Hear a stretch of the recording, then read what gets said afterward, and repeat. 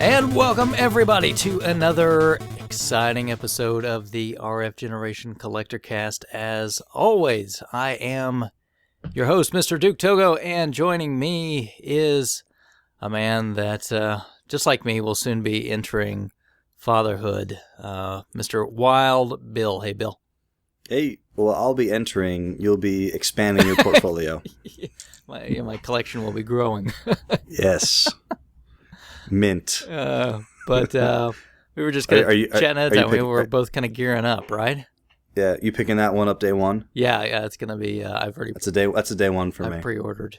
I'm all ready for delivery. Depending on the circumstances, I think he may break the release street date. I'm just hoping I don't have to wait past street date. Yeah, yeah. No, I think they don't let you. I guess it depends on the doctor, but they told us they won't let us. Oh, really? Yeah, they told us. They said we used to let people go to like 42 or whatever. Uh-huh. They're like, we don't let you get past 40 anymore. Oh, they're gonna go straight to C-section. Is that it? I think they start trying to induce. Oh, induction. Okay, right. Yeah, Ooh. But because the bigger you get, then it becomes a size thing. So right, let me just mention that if it turns to induction. Man, just good luck. Make your wife a little cranky. Yeah, and I being ignorant on the whole process, I thought that because people say we have a scheduled thing. I mean, obviously a C-section happens when it happens, but sure. I kind of always thought induction was like there's a magic drug and then it starts, but no, it's like here we're gonna give you this and maybe something will happen.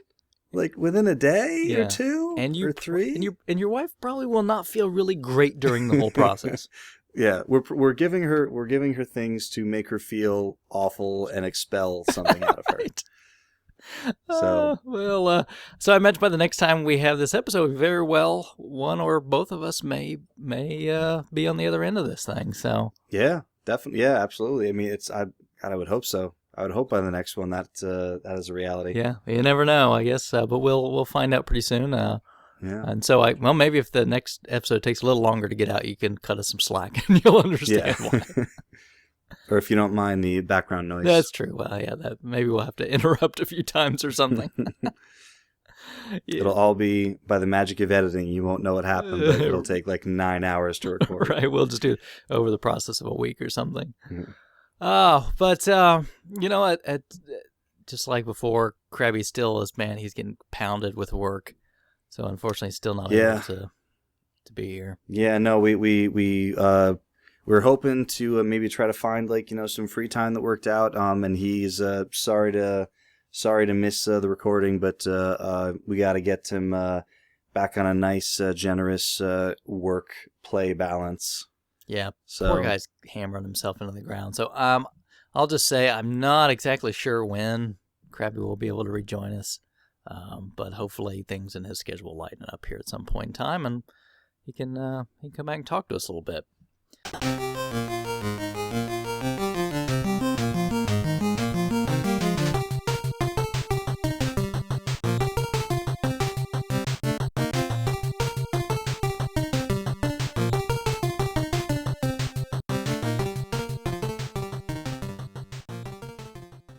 All right, well, everybody, we wanted to take this opportunity to have kind of a different kind of show. Obviously, most of the time we spend a lot, hence the name of the show, time talking about collecting. But, we are actually gamers. Bill, I know when we can, we like to scrape a little time away, right?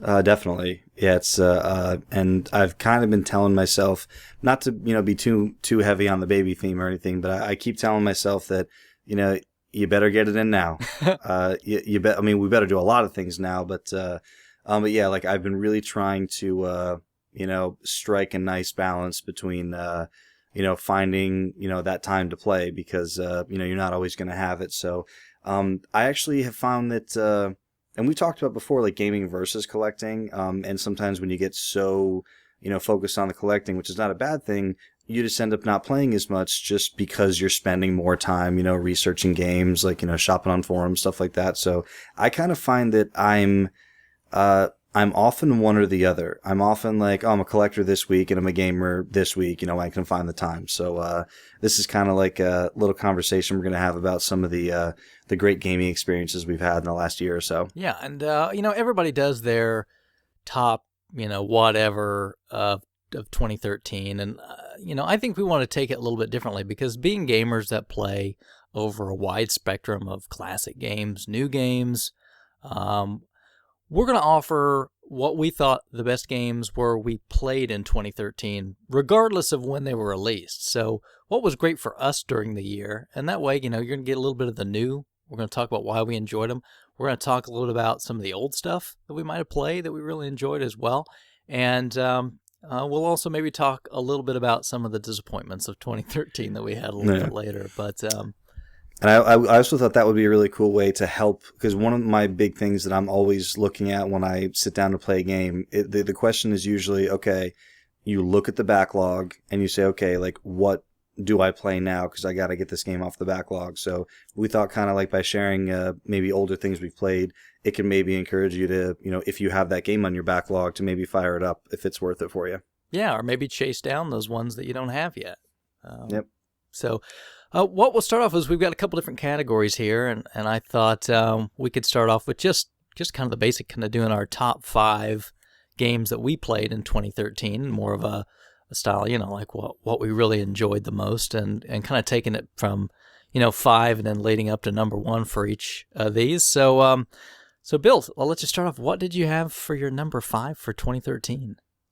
All right. So I will say, even though we are going to be talking about some classic games, I will say that most of the time when I sit down to play something, it is something, current gen or very recent, because I have a lot of kind of current games on the backlog. And like everyone else who makes one of these, it's very difficult to rank them. So I'm gonna surprise and probably disappoint a few people by placing this game this low. But I really enjoyed The Last of Us. Number 5, really? Well, Number 5. I haven't played this one because my PlayStation 3 no longer needs to play Blu-ray, so it just sits there. Yeah. But tell me, I mean, I hear a lot of hype about this game. A lot of people saying Game of the Year. So tell me about Last of Us. Yeah, I would not argue with anybody saying Game of the Year. I know Fleets loves this game. It's actually the current, I believe, for March. So by the time you hear this, it'll be the current gen playthrough on RF Gen. So you want to check the thread out there and play with them. Okay, so everyone is probably already familiar, but quick summary. It's a Naughty Dog game. So, the Uncharted guys on PS3. It's similar to Uncharted in that it's like a narrative driven game with, just the absolute best performances from actors, both, live performances and voice acting that you'll see in any game. I really, there's really no one that comes close to the performances, except maybe if you count like something like another game we're going to talk about in a bit. But even that game is just the voices are fantastic, but there's not really performance capture happening. Anyway, getting too granular. So The Last of Us is the journey of these two individuals, Joel and Ellie, who there's been this kind of this big cataclysm, this kind of like virus has been kind of spread across the nation. It's infected most of the population, and they're really just trying. It's hard not giving any spoilers away because there's like story elements that I don't want to give away at all. Sure. But in a nutshell, the two of you are moving together across America, trying to find help for this thing that's happened. So what's great about it is and it's weird because when I first heard about this game, like, I'm not really a survival horror guy. I really don't like feeling like tense and like uneasy when I'm playing things, and this isn't like kind of like it's very, very stealthy. They really, really, really encourage you to play stealthily. It's not like a lot of games will have you, okay, well, you can run and gun if you want to, you can stealth if you want to. If you run and gun, you're just not going to last very long. You'll get overwhelmed very easily. the game does an amazing job teaching you at how vulnerable you are. There's this segment very early in the game where you're with a few people and your character, by no choice of yours, says, okay, stay here. I need to go take care of these guys real quick. So like, okay. And you go down there, and no matter what difficulty you have it on, you're going to die 15 times. And at first you start getting frustrated, like, oh, this is not the kind of game I want to play. But they absolutely did this on purpose, because you play through this section like 10, 15 times, and this section has the 3 basic types of infected you're going to come across, and you learn how to recognize them. You learn how to fight each one. You learn kind of like what your boundaries are, of how close you can get to them without alerting them. Can they see you? Can they not see you? Where should I use my weapons? Because there's the environment is littered with like bricks and bottles and things you can pick up and throw and distract guys and get by them. But you really need to know how to use these environments. And once you learn how to do that, the game is sublime. Just like there's so many games when you're loving exploring so much, and you're loving the narrative, and you're loving just walking around, and then a whole bunch of enemies show up and you have to fight them, and you're like, oh, I really wish I could just keep exploring, keep doing this stuff. The clearing areas out, it's so tense, but at the same time, it's so fun that when you kind of get to an area where you have to clear it out, you're almost looking around like, all right, how am I going to do this? And it really has a much different feel than most other games, because everything just feels so human about it. Like, even when there's a lot of times when you have to kill an infected by sneaking up behind them and just strangling them. And the way you do, you have to be very careful because they can hear you, so you have to sneak up behind them. You hit your grapple button. And the camera kind of turns around and shows like the facial expression of both your character and the person you're strangling, and the way that your face looks, and the way that they're like batting their hands at you, like, and the sounds they're making, like, yeah, it's an enemy, it's an infected, but like you really get the sense like I'm murdering a person. It's and not a lot of games really kind of, even when you're shooting a million people, but like this game is one of the only ones I've played that really you feel like every single, death you cause, you really feel not good about it. And there's portions of the game where things happen to you when you have to kill someone and you do feel good about it, and the game makes you feel bad that you just felt good about it. It's an incredibly human story, and the way that the game makes you feel while you're playing it is not something I've experienced on any other game. I do think that a lot of people get caught up with the story more, but even though the gameplay is fantastic, I do think the story and the characters and the acting is what puts this game over the top. But that's not to say that the gameplay isn't phenomenal, and it is something that anyone says. A lot of people are even saying best game on PS3, and it's a matter of opinion, so I wouldn't argue with them. It's a phenomenal experience. So let me ask. Obviously I've never played the game, but I've heard a few slight criticisms, and so maybe we can address those a little bit. Sure. Number one, the criticism I heard is that like you are often with like a partner character or something. Is that right? I want to say the entire game except for small segments. And the complaint I heard was that while you are bound to certain rules in terms of how the enemies react, that the partner character you're with is somehow not bound to those same rules. It depends. For the vast majority of the game, you control Joel, and Ellie, is with you. And so what happens is, if you're kind of like ducked behind cover, the enemy cannot see you. Ellie is not. She's kind of like her own separate character, and sometimes she's kind of like walking near you, around you. She's standing up. Like, there are times where you're like, okay, that enemy should see her, and they don't, and it kind of like, there are times when like it kind of takes you out of the moment like that. Right. I was gonna say, does it break the illusion for you? Never enough for me that it was a major issue.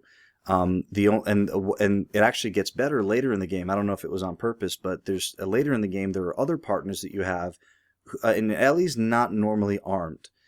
She's normally just kind of like there, as an extra character. Like, you give her some ammo sometimes, but later in the game, when the partner you're with has a weapon, they are visible, to an enemy, even if they're, even if you're in stealth mode, and they'll just start like firing. So sometimes you're like, oh, I really didn't want you to start doing that. But then I started thinking about it. I'm like, you know what?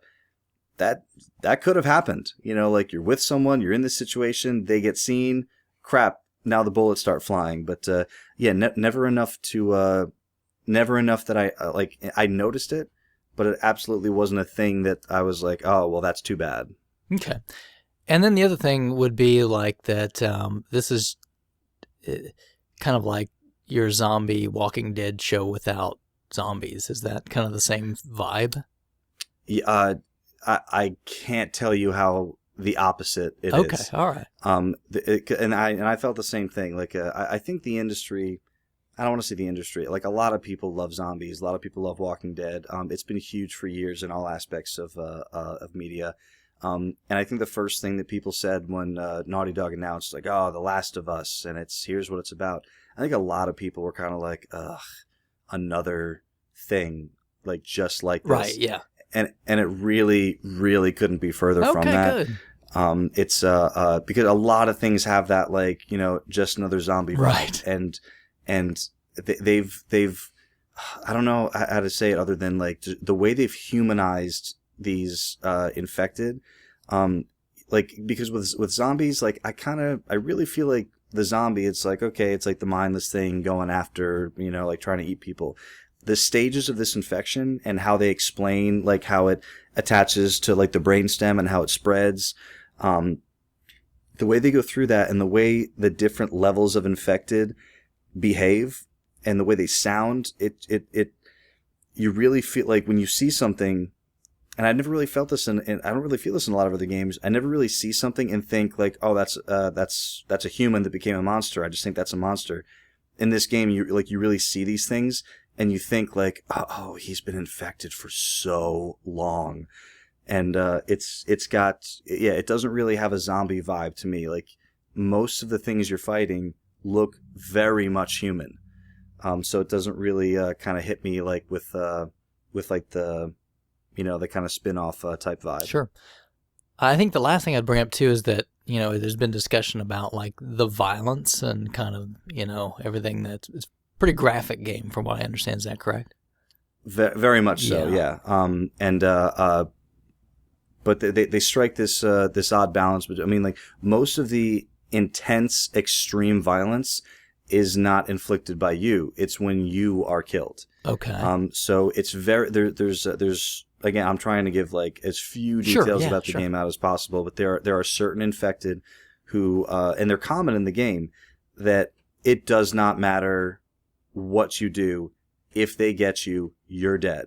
And the reason they do that is, obviously to introduce, like, some tension in the game. And you do have kind of, like, the ability to, there are weapons that are kind of like, not one-hit kills, but, like, if you get grabbed by one of these specific types, you do have, like, a small inventory of these things that you can, like, okay, crap, like, stick this in his face and try to get away as quickly as you can. But there's really not a whole lot of violence on your part. But if one of these things grabs you, gets its teeth in you, and pulls, I mean, there are things coming off and out of you, like, as you die, and it's very graphic. So I don't think I really think that's done more to give you that, like, kind of, like, tense feel as you're playing. Like, it's not just that you don't want to start the area again, like, you don't want your neck ripped out of your throat, like, when, like, if you walk around this turn too quickly. So you feel like the violence is there and has a purpose. Yes, okay. I really feel like everything in the game, honestly, like, everything in the game that happens, I really feel like there was someone who, looked at that and said, okay, why are we doing this, and can we make it have more of an impact in the way that we want it to? Everything feels deliberate, which is amazing. Well, good. All right. Well, and the last thing I'll say about it is, if you're familiar with the Uncharted series, it was surprisingly long, Last of Us. I want to see the Uncharted games, depending on them, clocked in between, like, 7 and 13 hours, depending. Mm-hmm. I want to say Last of Us took me like 20, 21 hours. So it's for the kind of, like, narrative driven, like, single player experience that it is, I feel like you don't normally get that type of game with that like much emotional depth at that length. So you really do kind of get a lot for your money there, and always good to see a great game have a new game plus mode. So is that basically starting with your supplies and going through it again, or does it actually change anything? Or Yep. No. Yeah. I think it's just starting with your inventory, and I believe you're because it's impossible to get all the upgrades in one playthrough. Yeah. So as you continue to find like more of the supplies, you need to upgrade like both weapons and like your abilities. And the really cool thing for that is because most people aren't going to play through on the hardest difficulty at first. Right. So it actually kind of like is like a difficulty balancing thing where you could play through once on easy or normal, go and then new game plus, and then up the difficulty. You're going to be more powerful and you're going to know the game better. So I feel like that's deliberate too. Good. Well, very good. Well, I hear so much buzz around this. Part of my brain thinks, boy, I got to really play this here at some point in time. And who knows? Maybe I will. Maybe I'll get back to that one. But maybe you'll hear me talk about it this time if we do this again next year. Yeah, it's really good. Good. Well, I'm going to start off my number 5 by going backwards in time quite a bit and pick up one of the games that we did in one of our monthly playthroughs over RF Gen, and that's Streets of Rage 2. And I one of the reasons that this had to be in my top 5 is I beat this game probably 3-4 times throughout the year, and not just because of the part of that playthrough. It's just because one of the ones I love to go back and through. So I imagine a lot of people are familiar with the game, but just for those that aren't, back on the Sega Genesis, Streets of Rage 2 is kind of a side-scrolling beat-em-up in the vein of a Final Fight or other games that were really popular at the time. And you can pick one of 3 characters, all with kind of their own stats, which is kind of your standard stuff. And it's a very solid game with really tight controls. The graphics are really amazing, and the sound, the music is just some of the best I think that you can get, not only maybe on the Sega Genesis, maybe on 16-bit consoles, period.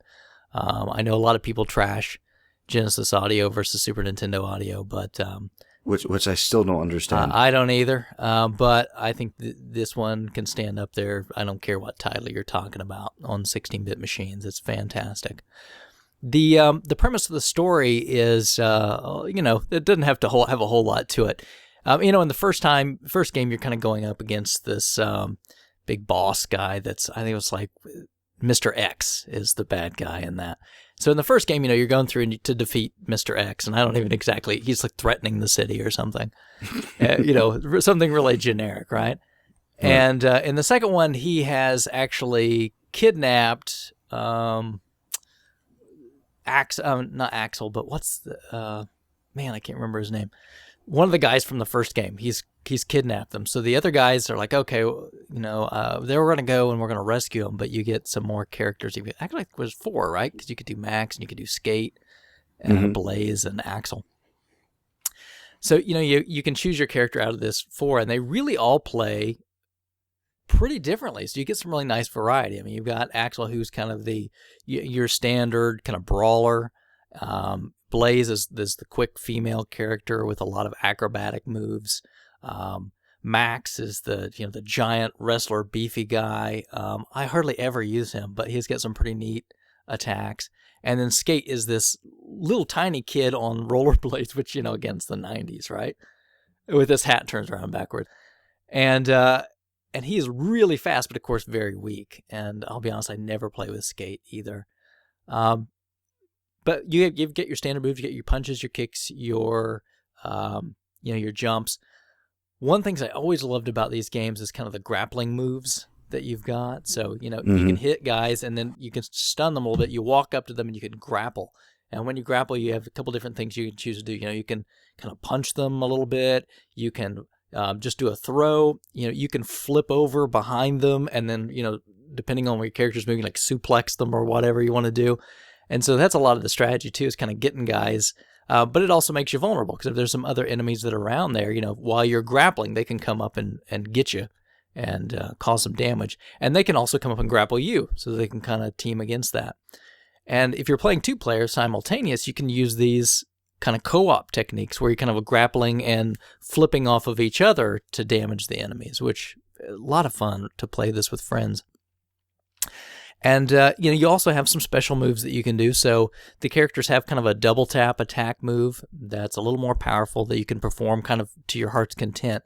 And then they have one kind of special move button where you can really pull off one that's going to devastate.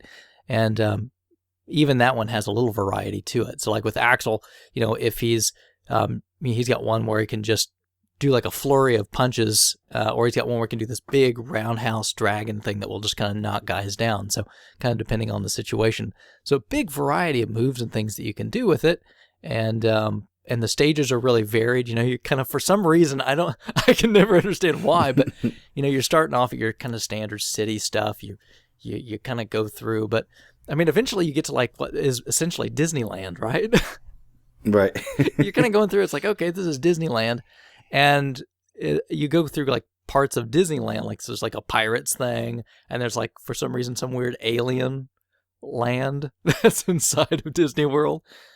And then eventually you get to some baseball park, which is the secret entrance to the bad guy lair. For some reason, takes you down into the ground 1,000,000 feet. And eventually, though, you get to the mansion, of course, where Mr. X is, and you fight. And some of the bosses are really challenging. You really have to know kind of some strategies to get around them, or they'll really let you have it.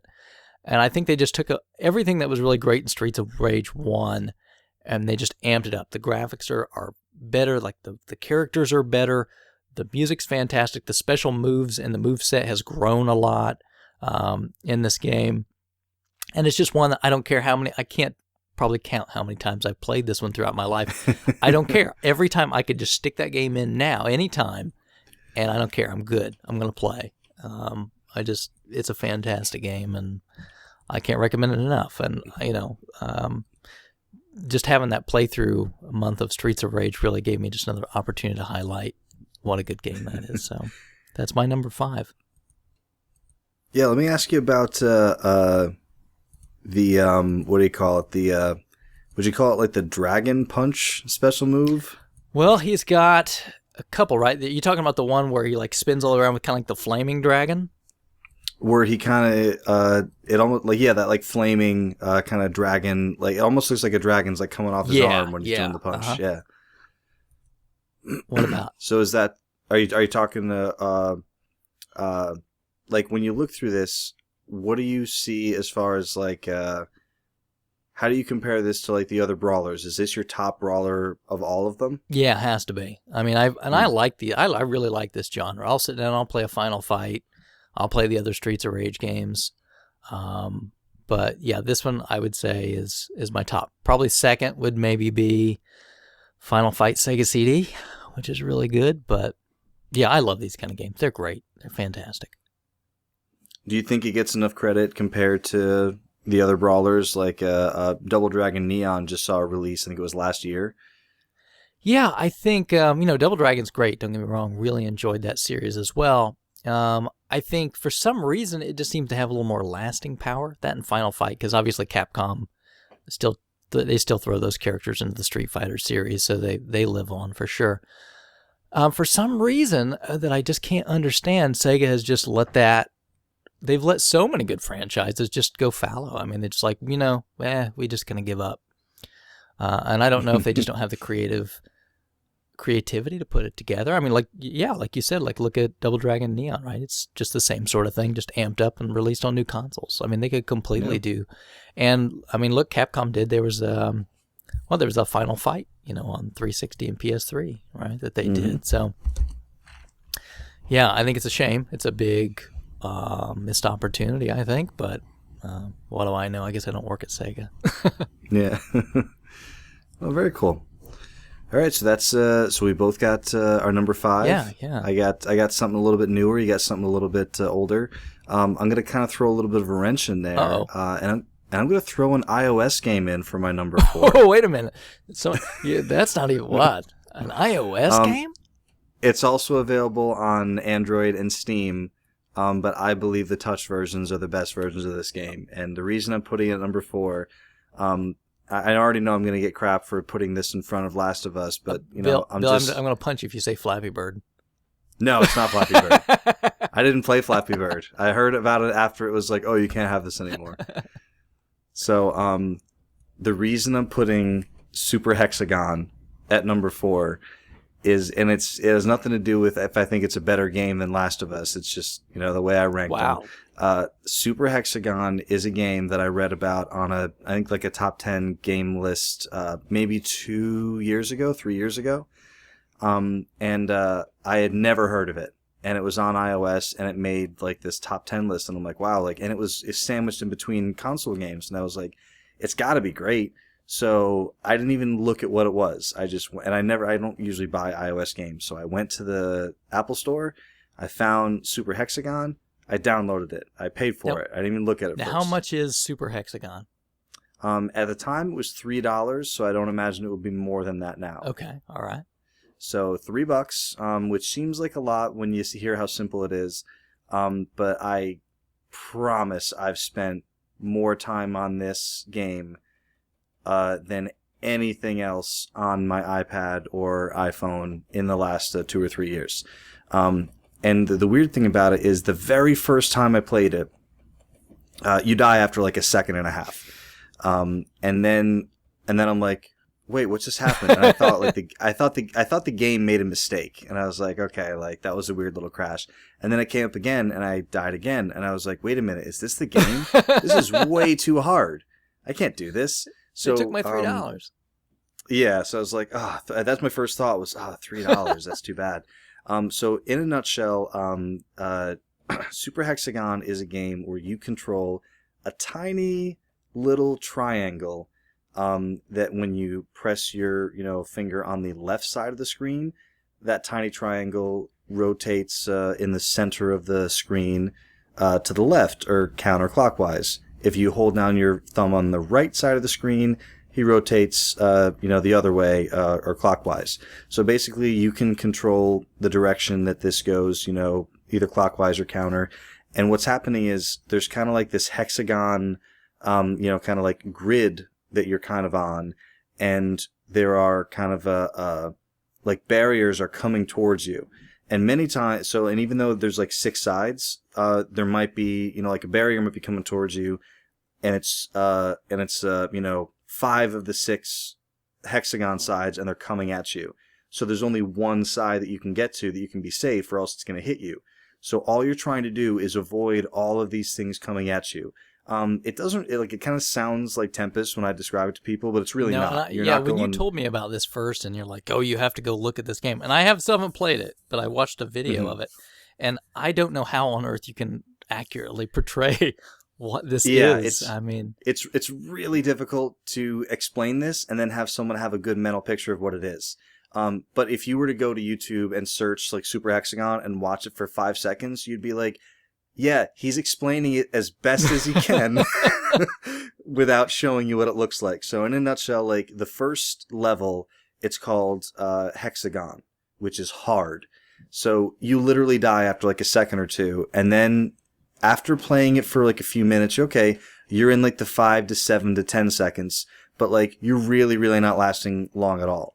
And the goal is to get to 60 seconds, and that beats the level. And then you get to go on the next level, which is Hexagoner, which is very hard. Then once you get to 60 seconds on that, you get to Hexagonist, which is like super hard, and that's the last level in the game. And actually, if you beat if you get past 60 seconds in each one, it opens up the hyper version of the level, which is just twice as fast. And it's the reason I think the game is so brilliant. Is because it's not even like a lot of people say like, oh, you can pick up this game and you can play for 5 seconds and it's fun and you can put it away.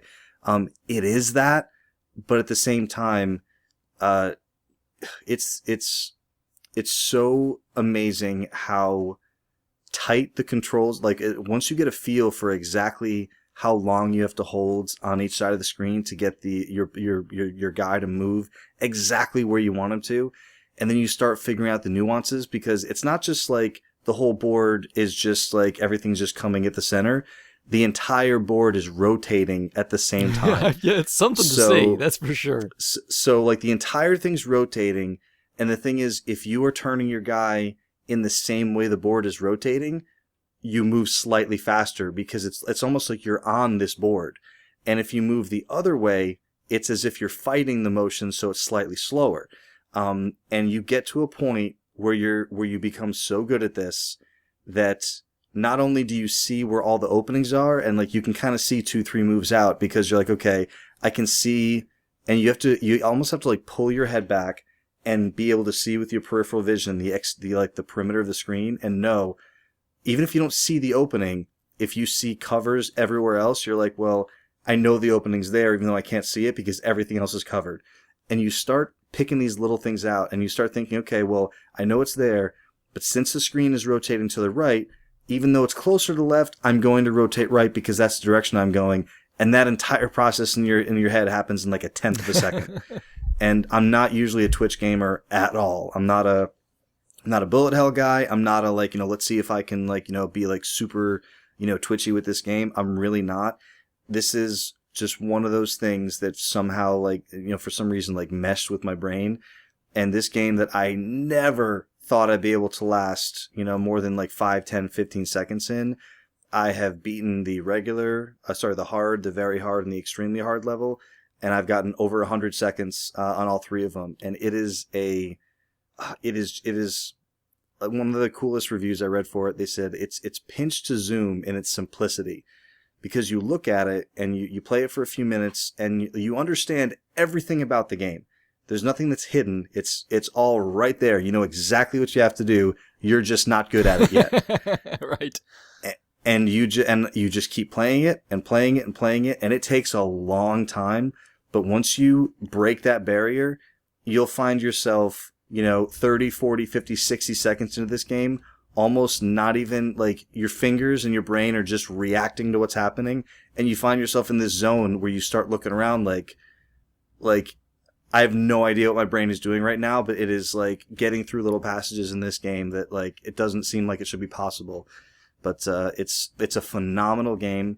I don't think it holds up quite. It is available on Steam for less than a couple bucks, where you press the left and right on the keyboard for the same effect on the screen. It really doesn't feel the same for me. I'm not as good at it that way. It might just be because I'm so used to playing it on touch. But I defy anyone I know to beat any of my Super Hexagon scores. Oh, the challenge is out there. Because you can't do it. And I'm not that cocky, you can't beat me guy. This is the game you can't beat me at. All right, well, hey guys, just you know how to get a hold of us. Ask for Bill's game center or whatever thing, so you can look for him on a leaderboard. Yeah, I want non-modified screenshots if you think you got the chops. I'm sure it's probably got Game Center integration or whatnot, right? It does, and funny story. It usually screws me. Yeah. Okay. Now here we go. Because I fire the game up, and when you fire the game up, I'll do it right now. Because I have my thing right here. So you fire the game up, and my wife hates when I play this game. First of all, because I normally play we're laying in bed, she's trying to read, and I'm like, "Hey, honey, guess what?" And she's like, "What?" And then Super Hexagon. And it's also got. Actually, I wonder if I can play it just real quick, and you can. I was going to say you've got to talk about the sound. The music is amazing. So I will play you This is the hardest level, so I'll see if I can last long enough so you can hear the music. It's got this really awesome 8-bit kind of DJ'd. I don't know if I'm using the right words, but it's almost like a techno club 8-bit weird dance party. Yeah, Here, check it out.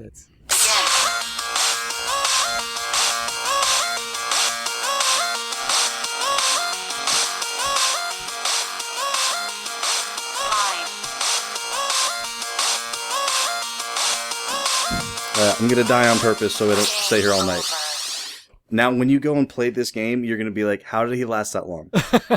It's really fast. It's really awesome. I love the music. And a lot of people I know don't play mobile, iOS, iPad games. They don't play them with sound on. And I normally don't too. I'm in the same boat. I always turn the volume on for this game because the music is fantastic. Yeah, I like I said, I haven't played this yet, but I kind of watched your video, a video of it after you kind of talked to me about it, and I can see the addiction because it's one of those things where it's so simple. Your brain goes, "Oh, this is so simple," but it's very hard to master, right? It takes you a long time to get it, and once you get it, you just become that guy. Like, I want to show this to everybody. I want everyone to experience. Like, actually, Rusty Man was over at my house, and we were just hanging out, and they said, "Hey, play Super Hexagon." And the same thing, he died within a few seconds, and then I told him like some secrets, and I was like, okay, like do this, this, and this, and he lasted like 10 or 12 seconds, and then he kept going at it, and he's like, this game's really cool, and I was like, yeah, no, I wouldn't steer you wrong. And just as a side note, because I haven't mentioned it yet, it was designed by an excellent indie designer named Terry Cavanaugh, who is also the man behind VVVVVV. Oh man. Which is on it's on PC. It's DRM free. That game's mean. Yeah, that game's awesome. And what was that? There was an NES homebrew that someone did like a Kavanaugh tribute level. I think isn't some parts of Battle Kid kind of similar to that? I think that's what it was. And even when you start playing Battle Kid, it's like Operation Kavanaugh has commenced, and it's like, okay, well, at least they gave him credit because it's totally his concept they used in that section. But yeah, VVVVVV, separate game, but also worth checking out. It actually ended up getting ported to the 3DS eShop, and that's where Wrestling Man plays it. Well, when the NES port comes out. Yeah. Not far behind. Yeah. Now, the thing to me in seeing this is this is one of those games where I look at it and go, they could have made this game in 1981 with vector graphics. I mean, this is not something that needs modern tech to be a game. It's just pure, simple gameplay, right? Right. I mean, like, when we've had this discussion before, and initially I said, like, I really don't think it could have been made on something like the 2600. But I really think I was thinking more along the lines of like some of like the color effects that happen and some of like the fading from one to the other, and obviously like the frame rate. I believe it runs. I mean, it looks like it runs just about as smooth as anything I've seen on iOS. So but my thought would be like a Tempest style vector game. You could completely recreate the gameplay. Absolutely, yeah. The gameplay could absolutely have been done. Could you put a spinner and a vector monitor up there? You absolutely could do that. I don't think I'd enjoy the game at all with a spinner. Gotcha. It need to be buttons to rotate, huh? And like I'm telling you, like holding your finger on the left or right side, like it does, like, and I don't usually, and it's I don't usually like like, oh, I have to like press my thumb on the screen or whatever. I really can't explain it. Your brain gets to a point where it knows exactly how long it has to hold there, as opposed to like if I was twisting a spinner, I always feel like I'm twisting a spinner too far or not far enough, and I ended up dying an Arkanoid after like 10 bits. Right.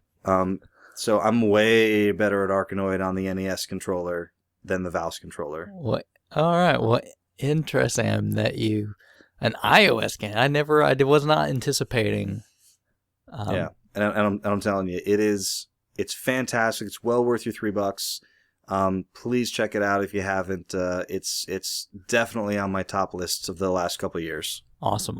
Well, do you have like a high score or something there that they can shoot for? Sure. I mean, we can post them. Yeah. But I'll tell you right now, just on my leaderboard on here, my score on the hexagon stage is 124 seconds.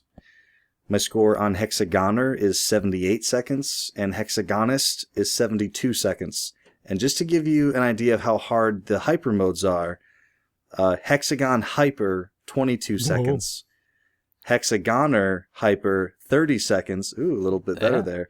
And then Hexagonist, so the difficulty on Hyper, this one is labeled hardest est. I've done 13.03 seconds on that level. Which still sounds probably pretty impressive if you had to watch it, right? Yeah, and that's the thing is like when you're doing it and then you die and you're like, that had to be like a minute, and it's like 6 seconds. The longest 13 seconds of your life, right? It really is. It's like riding a bucking bronco. I just actually played twice while you were laughing, and I died at 5 seconds and 6 seconds. There you go. And they were both very impressive runs. Well, good. Well, that's yeah. That's why, man. That's why I like this a whole lot better than I like those games of like whatever year where we're limited. You get a lot more interesting stuff. Yeah, and I do have more stuff from the past years. I do play a lot of that, but yeah, that one had to make it in the list. Very good. All right, so let's go over to my number 4. I kind of sort of get to cheat a little bit on my number 4 because technically this was released. So I'm going to say the Mass Effect trilogy. Ooh, yeah, that is cheating, but I can't argue with you. But they did release the Mass Effect trilogy as one game. They did. Last year. It was released, even though you didn't play it. But I technically played the content of that. Yes, you did. With that, so you played the variant? I played all the way through the entire Mass Effect series from beginning to end, all the DLC on the hardest difficulty for the most part. Wow. I only got through the hardest difficulty on the first game. The second was a little too bananas for me. Yeah. So, again, this is probably one of those games where I probably don't have to tell a lot of people about Mass Effect, but I would probably say number 1, if you haven't played Mass Effect, what's wrong with you? But Mass Effect is, an RPG that's set in space. It's kind of a mix of classic BioWare communication trees where you get to make some choices about your behaviors, and it's got that system that kind of came along from the Knights of the Old Republic games where there's good and evil choices, even though they call them Paragon and Renegade in this game. So I think the way they did that, though, because really your main character, the character you play as, Shepard, is going to be the hero. I mean, that's that role that you're put into throughout the series. So you really can't become evil per se, but you can be more of roguish, I would say maybe is more what Renegade is somebody that's still going to get the job done, but does it more of your way and not necessarily the nice way, right? Yeah. Whereas Paragon is probably your very traditional good character. But the Mass Effect series itself, again, has got a lot of those RPG pieces. You see, you have your standard stuff, your weapons, your equipment, you have stats that you have to deal with, and you have a multi-party characters that you can set into your group and whatnot as you go through. And then you also have the combat. The combat is a third-person perspective combat piece, which was a little rough in the first one, but got better on 2 and then really blossomed, I think, a lot in 3. I'd have to agree with that assessment. As much as I loved 1 and I played it many times, the combat was the biggest improvement from 1 to 2, and then I really think it's perfect in 3. Yeah, and having played truckloads, and again, playing all of it back to back, I know some people kind of harken back and they go, oh, well, I really liked it. And I go back to it and go, have you played Mass Effect 1 recently? You have said that to me, yeah. And to be fair, I haven't gone back and played it, but I think it is a little bit of rose-colored glasses. But I do admit, even the playing through the first one, the story is what kept me hooked more so than the gameplay. And then in 2 and 3, the gameplay caught up to the story. Right. And again, for those few maybe people that still haven't played it, I don't want to spoil anything to death. But the idea being that, you are Commander Shepard, and you start off with, you can pick kind of a simple background story, but really the part that you play is kind of being involved in this emerging situation in the galaxy, where a potential crisis. Sure. Where there has this new threat that's kind of come up. And in the first game, it's more about a rogue Spectre. And the Spectre is kind of a high level or elite kind of soldier in this system. And there's a Spectre that's gone kind of rogue, and you have to investigate what's happened here. Why did this guy go rogue, and what's happened to him? And then through that, I think it's probably safe to say that I can talk a little bit about the next part without spoiling too much because it's not that big of a deal. You learn about this other race of creatures called the Reapers, and that really sets up the pivotal point of the whole trilogy about the Reapers and their kind of drive to invade. I don't really want to, it's not necessarily destruction, but I don't want to get too far into it without, again, kind of crushing the story that's there. But, it's very character driven. So obviously, you play the role of Commander Shepard, and you have a lot of team members that you gather throughout the games. All 3 games kind of work off that same mechanic. So a lot of the first part of the game is more about building your team. And then you get into the, towards the end, once you've built your team up and you face the crisis of that game or whatnot. And one thing I think that's interesting is that you are not required to actually recruit all the characters. I mean, some of them are critical to the story and you have to have them, but some of them you can completely skip. So, I mean, I didn't even realize, but you can Garrus, you can totally skip him in the first game. Yeah, which I don't recommend because he's amazing. Yeah. But there's very little that's required of you. Yeah, I mean, you can really. I've kind of watched after playing through the game because I was kind of curious. I thought, what's kind of a worst case scenario that you could go through and have just a terrible, even though you could win and still have this terrible outcomes, and you really can. You can really do pretty bad things. I mean, not have people kill people off, etc. But the characters, I think, were written amazingly well, and I really felt like I really liked all the characters that I had in my crew every time. They have a ton of dialogue that you can go through them, and I wanted to. Right? I mean, it wasn't one of those things where I'm like, just whatever, let me get to the next piece. I really liked taking the time to go through all the dialogue that was there, learn about their stories. They were fantastically acted. The voice talent was amazing. Definitely. And you really grew, especially by the end of the trilogy, you really kind of grew these were your friends, you know what I mean? Yeah. You really cared about what happened to them. Which really, really sets up some of the most emotional scenes, and in 3 especially. I mean, there's a lot of relationships that you've kind of fostered through 1 and or 2 that come to an I don't want to say come to an end. Well, it depends, right? It depends on what you choose. Those relationships reach their climax in the 3rd chapter, and some of them are, just very, kind of, not ho-hum, but very kind of handshaky, it was great knowing you type things. And some of them are really, really you don't want to walk away. There's a few places where, okay, I'm about to walk away from this character and I know I'm never going to see them again type situations, and you don't want to do it. It's really incredible the way, how amazing some of the characters are. And my favorite character in the history of all video games is in Mass Effect. Well, what is it then? Mordin Solus. Mordin is great. Mordin is phenomenally understated. He's super intelligent, but unintentionally hilarious at the same time. And he says some of the most endearing things, and he's not trying to say them. It's just who he is, and Mordin is a perfect character. Right. And again, without spoiling anything, in 3, you've got a really tough decision you have to make. And right. I mean, there is some criticism of the series that maybe not all of your decisions had as big an impact as they kind of promised they would.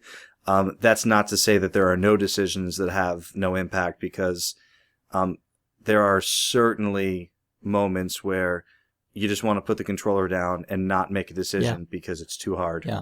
I think that's the criticism that people leveled against the series, is that your choices don't affect maybe the grand overarching storyline. And I agree, it doesn't. Right. I agree too. What your choices really impact are the relationships that you have with the characters. And those do matter. Yep. They matter a lot. Absolutely. And the thing is, you're right. When all is said and done, the end of the game is the end of the game. And that's going to happen regardless. And I think people were kind of, were led to believe, or maybe expected, oh, well, I thought if I made different decisions, I could like affect the outcome of the game, and that's not really what they were going for. I mean, the story arc is going to happen. It's your journey is different than everyone else. Like, you know, it's the romance options.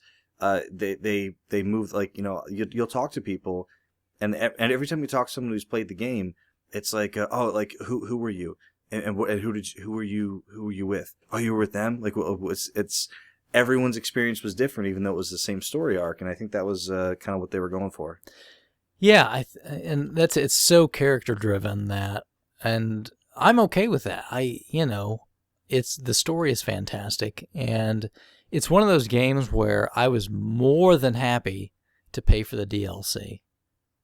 Every piece of DLC that was in all of those games was, again, it was all fantastic. It all fit in really well, and I enjoyed playing every bit of it, and I had no problem plunking down the money to do it. I mean, it added everything that it should have added, and none of it felt tacked on or tacky or a money grab. It just all felt right. And some of it was like, all of it was good. Some of it was really good. Yeah. And I don't know what the new version probably includes most all of that, which is a fantastic deal. If you haven't played, to go through. And, I think even on the third one, the multiplayer aspect of it got a lot of crap. I would challenge people that if they think that, play it. we played it a lot, me and you. A lot, and I loved it. Yeah, you played it a ton, and I think it was you who was like, hey, I'm going to be playing, like, tonight. And I was like, oh, I'm sorry, like, I'm busy tonight. And you were like, that's okay, because I'll also be playing tomorrow. Yeah. So, but me and you played probably for, like, I don't know, 2 or 3 weeks, like, around, like, when the game was out. Like, I was still working on the single player, but I think for a couple of weeks, we played it, like, every other night. And even when I didn't even ask you if you were going to be on, I just turned on the system. Oh, he's in a game. We played it for a bit. It was great. I was really hooked on it. I really enjoyed it. And I'm not a gigantic shooter person. And the part I liked about it was it wasn't player versus player stuff. So, it's more cooperative, which I think is that's the spirit of the game. I tend to lean no matter what the game is, I tend to lean 100% towards it's me and my 5 dudes versus bots, or like we played what do you call it, Rainbow Six Vegas. Oh yeah, those games are great. Co-op terrorist hunt. Yep. for life. Yep. Put it on realistic, no respawns. Uh-huh. Everyone dies in 5 seconds. It forces you to work as a team. It's amazing. Yeah. So that's the same kind of concept applies here. You've spent the entire game fighting with your team and their abilities through these waves of enemies. So now they put you in a multiplayer arena, and it's like, the single player game has kind of trained you for this. So, okay, everyone together, use your abilities, get through these waves of enemies, and it was great. Yeah, and the multitude of different characters you could play as, they had a lot of variety that was in there, a huge variety of weapons. Yep.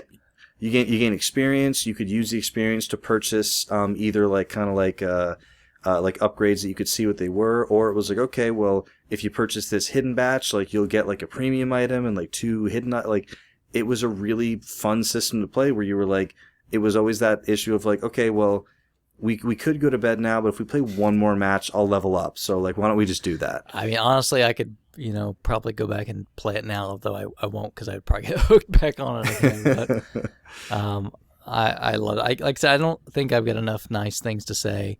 And honestly, this probably is only number 4 and not higher, simply because it's repeat playthroughs for me. And there were some other things that were a little newer that I wanted to give a chance to kind of shine. But again,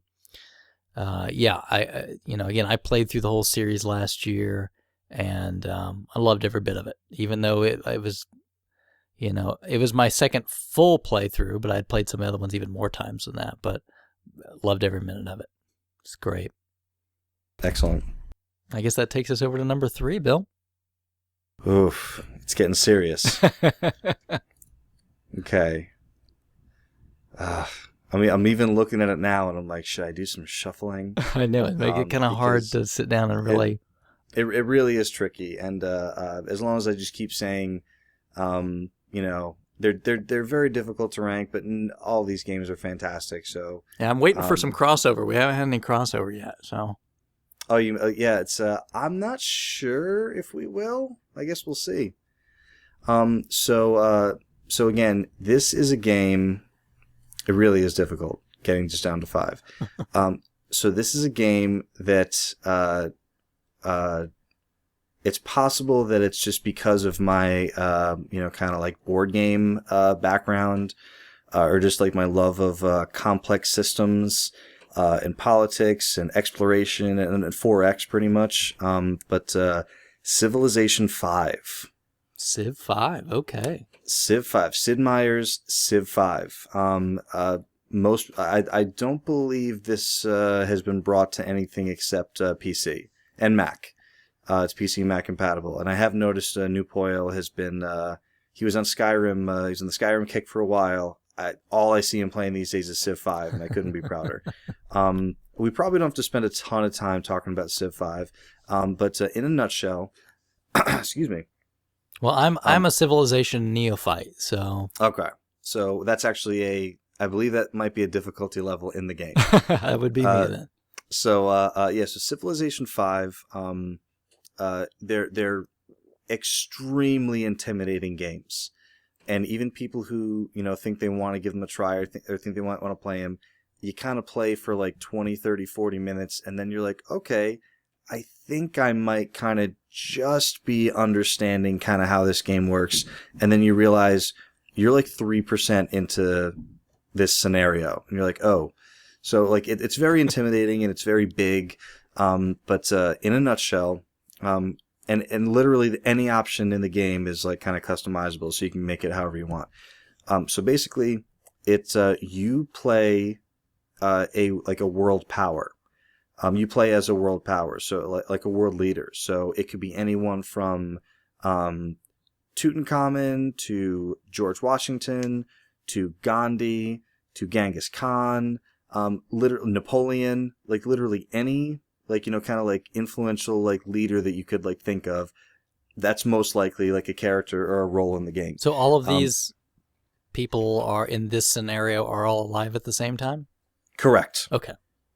So and so let me give you an example. So let's say you say, okay, I would like to play a new game. They say, okay, well, like how big do you want the map? So you can choose very small, medium, enormous. So, okay, very small. How many players do you want to play? Let's have 3 players. Me and, 2 computer-controlled players. Okay, who would you like to be? And then you can choose randomly, which it'll assign you a random one, which I really, like, there are ones that you're going to, like, kind of lean towards once you know them a little bit, but I almost always choose random because it always feels new. And basically, like, so let's say they assign, okay, you are George Washington. You'll kind of have like perks that, apply to like liberty is one of your perks. And like, some of your guys, like your soldiers, will get like a combat boost when a general is nearby, just something like that. So there's like kind of like, it's different every, kind of world power you play with. There's a word for them and I can't remember what it is. I'm just going to call them world powers. So you start off and then it's like, okay, here you are. And the first thing you have to do when you start a game, it's the only option you have, is found a city.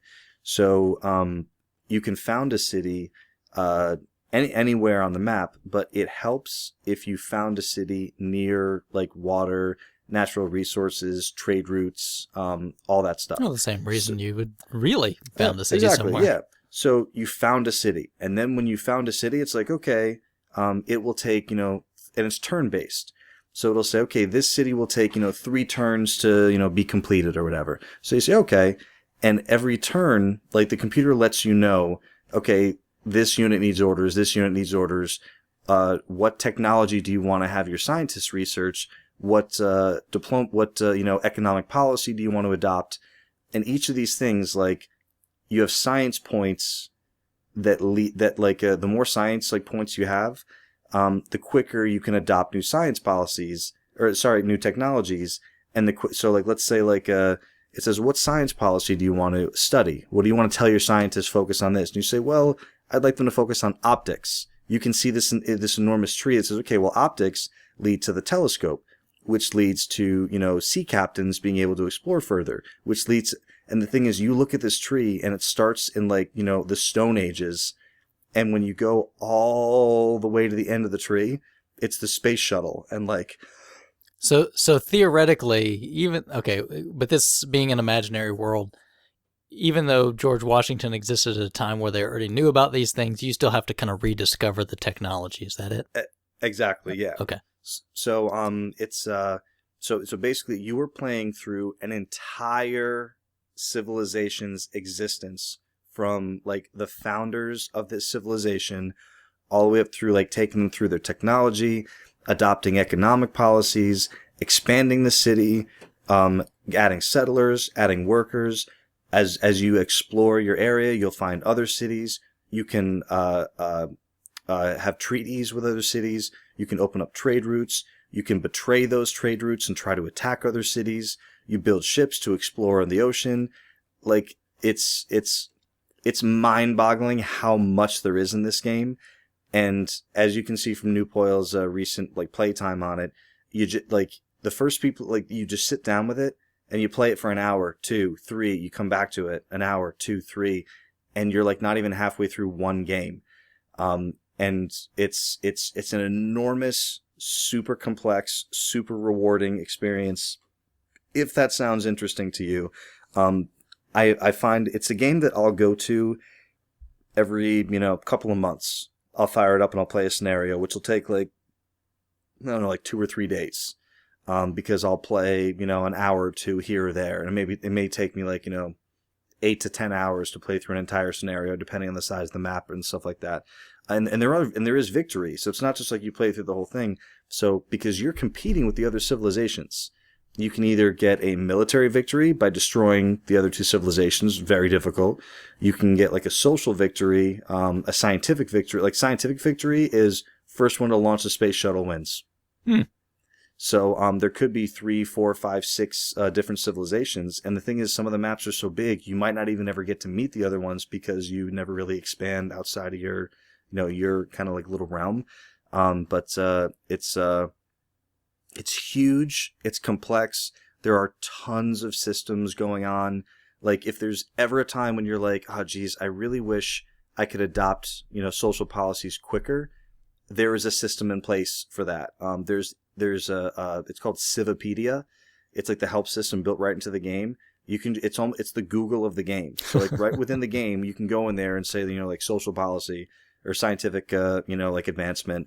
And you have advisors that are oh, well, this is exactly how it works. You want to do it faster? You can do this, but it's going to affect something else. Right.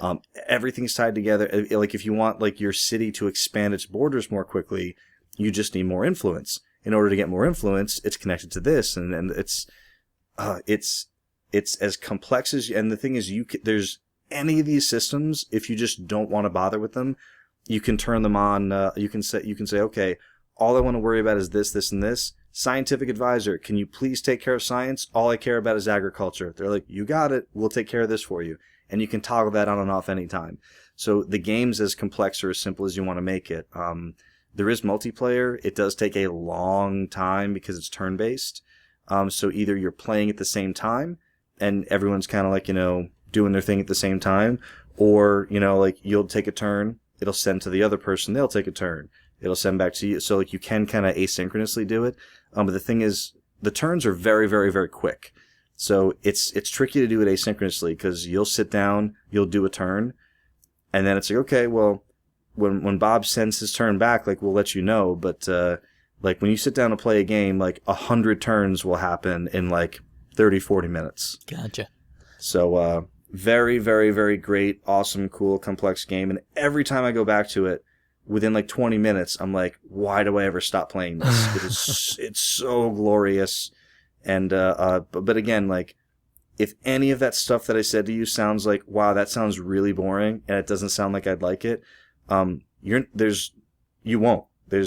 not missing some magic thing. If that doesn't sound interesting, don't play it. But if Right. it sounds oh wow, that sounds something I could really get into, all those complex strategy systems, absolutely go for it. It's amazing. Great. I've got a couple questions then. So obviously this must span, some time if you go from like rocks to space shuttle. Is your leader that you choose basically immortal? Pretty much, yeah. Okay. So you don't have to worry about him getting older and then there's a new president or something. Not really. And the thing is, like, he's not a player on the board. It's like he's kind of like when okay, you are Washington. Like, it'll show a screen with Washington standing there, like, I am Washington, and this is what I sound like. and then it like goes to the game, and the only time you ever see your dude again is like, you know, like, let's say like you get to the edge of your, you know, you every time you move to like the edge of the area that you can see, like the clouds kind of wash away and you see what else is there. So let's say you open up and then there's Gandhi. Like, and then a big screen will come up and say, I am Gandhi. It's very nice to meet you, Washington. And and then like that screen, and then like you can like, you know, you can give a gift, which will kind of, you know, like add influence. Here's some wooden teeth, Gandhi. Exactly. It's like, here are some nickels and you can have them. And then there's like, you know, like, let's do a trade, and like you can give them like a whole bunch of grain for like a whole bunch of like, you know, like fruit that you need to like feed your people or whatever. So yeah, I mean, kind of like it is that character, but yeah, you kind of have to. No, well, obviously they don't exist in the same timeline. It's a game. I understand. Right. But yeah, it's like the immortal. You're right though. It is that person exists forever. Now, are there evil leaders in the game you can be as well? Every leader is the way that the person plays them. So, but I mean, are there literally like Hitler and Stalin and Lenin? No Hitler, no Stalin. Alexander the Great, I believe, is in there. Cleopatra. I mean, Genghis Khan, I guess you could say, was like a conqueror. Right. Same with Alexander the Great. But yeah, I mean, I wouldn't.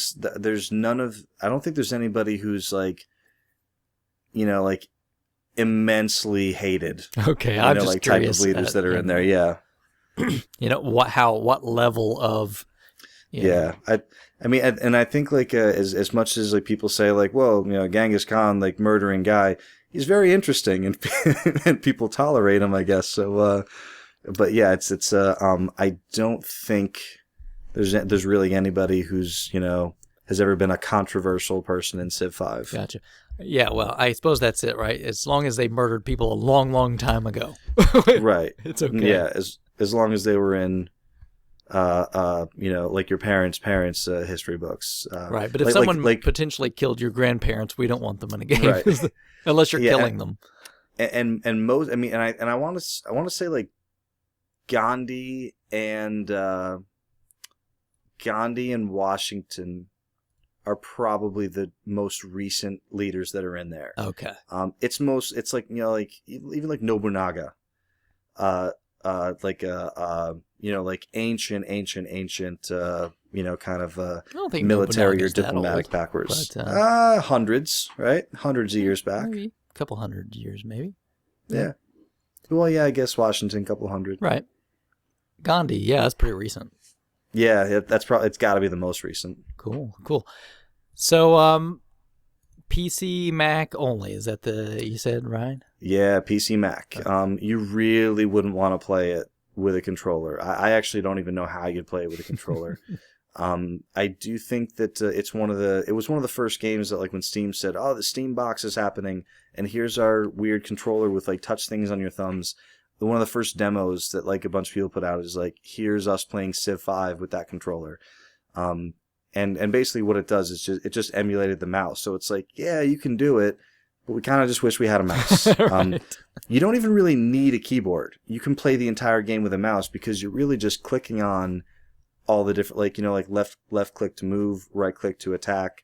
And then like all the other commands you need are along the perimeter pretty much of the screen. So you can go long stretches without the keyboard. There are some commands in the keyboard and then whenever you click on something, it tells you what the keyboard command is. So clicks that I was doing all the time, I learned the keyboard command for, so I could just kind of, you know, like if I knew I was going to be doing that, I just kind of would go to the keyboard command. But yeah, Mac and PC only. And it's at this point, you can get it cheap. I mean, it was in the Humble Bundle not long ago.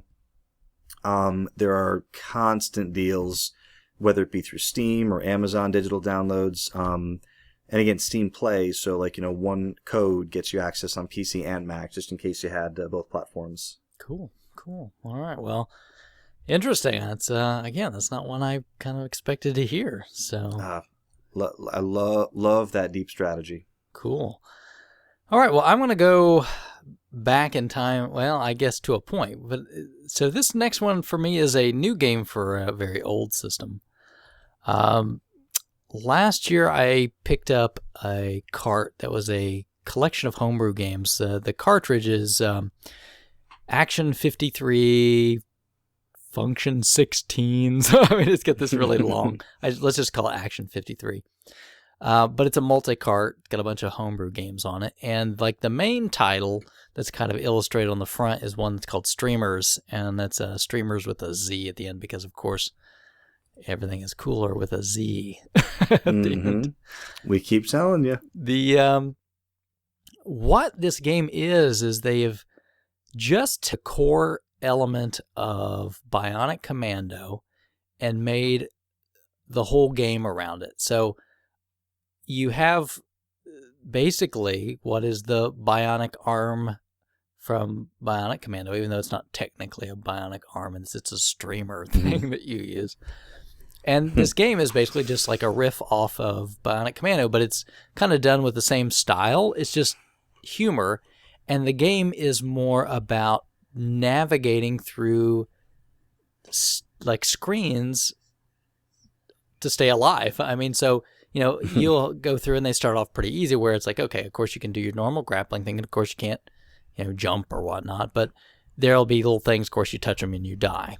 And, it starts off pretty easy, so you get to hang and moving around, and then eventually, of course, it gets harder and harder, and there's other things that are trying to kill you that you have to time and whatnot. And that's really kind of the whole game, even though they put in like story elements as you go through. So the story elements are kind of given to you in that same fashion that, Bionic Commando did, where they have this, little faces with a little text box that comes up, and they're giving you this, of course, really simplistic, humorous story about what you're doing here. But really, that's it. There's like a lot of screens. There's like a normal, hard, kind of easy mode. And I did play all three and beat it, but it was like on the easiest mode because it's pretty challenging. You really, if you remember, if you played Bionic Commando, even though you can't jump and you have that arm, if you get good at it, you can really pull off some neat stunts. You know what I mean? And you can really get in some amazing places with it. And this game is really just about fine-tuning and really becoming fantastic at that one mechanic and coming up with some fantastic puzzle rooms for you to try to survive your way through. And there's not a lot of punishment. You mess up, who cares? You can just start over again. So it's not frustrating when you die. Some of the rooms may get frustrating because sometimes you're just like, you get so close, right?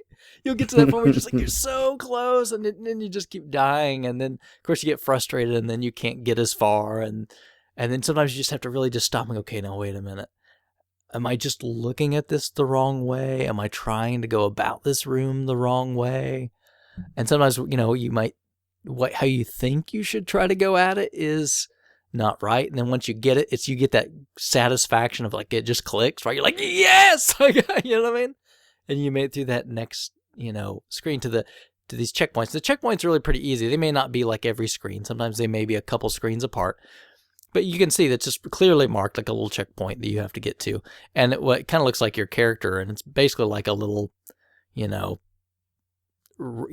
recreation machine or whatever you want to call it. So that way, you die, you just start right back there again. So it's got that fantastic mix. It's simple enough, again, in the beginning, just pick it up and start playing it. But really tricky to master. And it's got that thing, again, it's just that one more time, right? When you get, right? If I just one more shot, I can do this. And whether that's true or not, it's a totally different story.